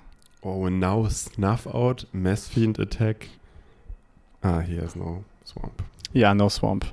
But interesting, there's no... Aaron decides that there's no real danger here that Mark gets another land drop. Because, why would there be? You have then 2 lands and a Mess Fiend on board. I really wonder if this meta call was only against Altatron because... No, I think he also said he's going to expect... he said he's going to expect some Cryopiles and Ward Spy. Yeah. So all the greedy mana bases, basically. Yeah. So fetching out another forest, playing the Caretaker. So there's at least 1 mana on board. My goodness. That's what you said. Okay. Now I understand what you said. But Aaron still- deciding against Ponzaing that 1 forest. Yeah, exactly. Because the Hunter is going to push lethal so fast. Because putting 2 counters on it right now. But I mean, now Mark is in a position where top deck Swamp or Lotus Petal could be lethal. But now you can Ponza because you have the clock on board. You can Ponza all away now. So you can just Ponza the forest now. Then Mark has only 2 mana again. Lotus Petal, Spy. I win. No, you still have a swamp in the deck. It's on the bottom. It's enough. Can't you see? Can't you believe? Let's see what Aaron does here. So he has a Utopia Sprawl. Taps for plenty of mana. He's considering it. I think he could just easily play the Chrysalis and then do the land destruction afterwards. I would just go for the lands. I'm beyond thinking about this. You are. That's good. So I don't know if I think he might be counting what's the fastest way to lethal, even though I don't think it's too necessary right here, because yeah, realistically, I think if he locks the land, this whole there's lethal thing, what does it matter? yeah, there's no way to get back from Spy Now perspective. he's still 4 mana, no 6 mana. So he can do still it. So yeah, of course, thermocasting the forest. So only 2 mana available for Spy, which is plenty comfortable for the opponent. Yeah, so now it's and next turn he's gonna take 5 from the initiative. So he is on 4 life. So now we're gonna see a Winding Way finding nothing that can be cast. And that is GG. I'm amazed. And mesmerized. And entertained a lot. GG. Aaron did it. Great meta call for the particular combo heavy meta that we have locally. Destroying lands, slamming big creatures, winning. Does the job. So GG, congrats. Aaron goes 5-0. Mark with a 4-1 record. And that's our third game day for the Lega Pauper Lipsia. Can we show the standing? Yes. 7 Spy, 4 Mono Blue Fey, 3 Gruul Ponza. Okay, Damn. so yeah, there is the adjustment already. People have been probably aiming at greedy mana bases. 3 Junt, 3 Mono Red, and then Elves, Black Sack, Grixis, what is that doing? High Tide, Madness, Waltz Combo, and Tron. Okay, and then also all the singletons. So what do we see here and what is missing? So the top 8 is definitely still full of combo, right? Like we still have Spy, High Tide, Tron, High Tide, Spy. So 5 from the top 8 are combo. Then we have Fey, Mono Red, and Gruul Ponza as the non-combo top 8. Mono Red Synth also went 5-0. Interestingly, I think still a decent deck, you know. Apparently. Yeah, but a lot of Spy, still a lot of High Tides. And yeah, we can already also see that Quack made it 2-1. There's no, like if we look at the regular tier 1s, like there's no John Wildfire in the top. I think that's for reasons. I was one of them who got kicked out quite early. There is also one thing I see that's outside of the top 8, but in the top 16, there is Dimir Control, Blue Terror, Golgari Gardens, and maybe to some degree Core Gates that at least have access to either counter spells or just more board control. So I don't know if this was similar to the last rounds, but so far Junt was kicked out of the top 8, but besides the combo decks, there's also some control decks creeping back in. Maybe on the back of all the Spy and what else? And Elves, I don't know. Yeah, still pretty combo heavy, so next time we might see some people taking more drastic measures. I think Gruul Ponza already is a quite drastic measure. So it's basically saying, hey, I will draw 1 card a turn, and this card will be very good against you. And this is how I win. So quite a bold take, but it paid off. Yeah.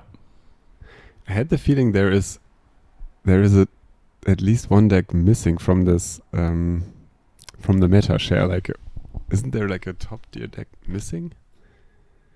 We got Fey, we got Red. I mean, no one, or like not too many people are playing the Red Madness deck, okay. But at least the Red Sinti. Yeah, I mean, Burn is quite slim. There's like no Terra, but we only had 1 Terra in the meta share. Yeah, but otherwise it's kind of a good representation of also the online meta. Yeah, I would say so. Okay, yeah. So let's see if Gameday 4 will have more or less spy combo and more or less Gruul Ponza, right? Yes, and as I will be recording those matches, I may or may not make sure that we don't see another spy versus high tide. Back to back. Back to back. Yeah, nonetheless, it was quite some fun. Follow us for the next game days. Check out our meta shares, our standings on our Instagram, Lega Pauper Lipsia. Go to our website, legapauperlipsia.de. And yeah, if you're in the area, if you're in Eastern Germany or even in Western Germany, or if you're in Poland or wherever, you can come swing by to Leipzig and play some fair magic with us. See you till then.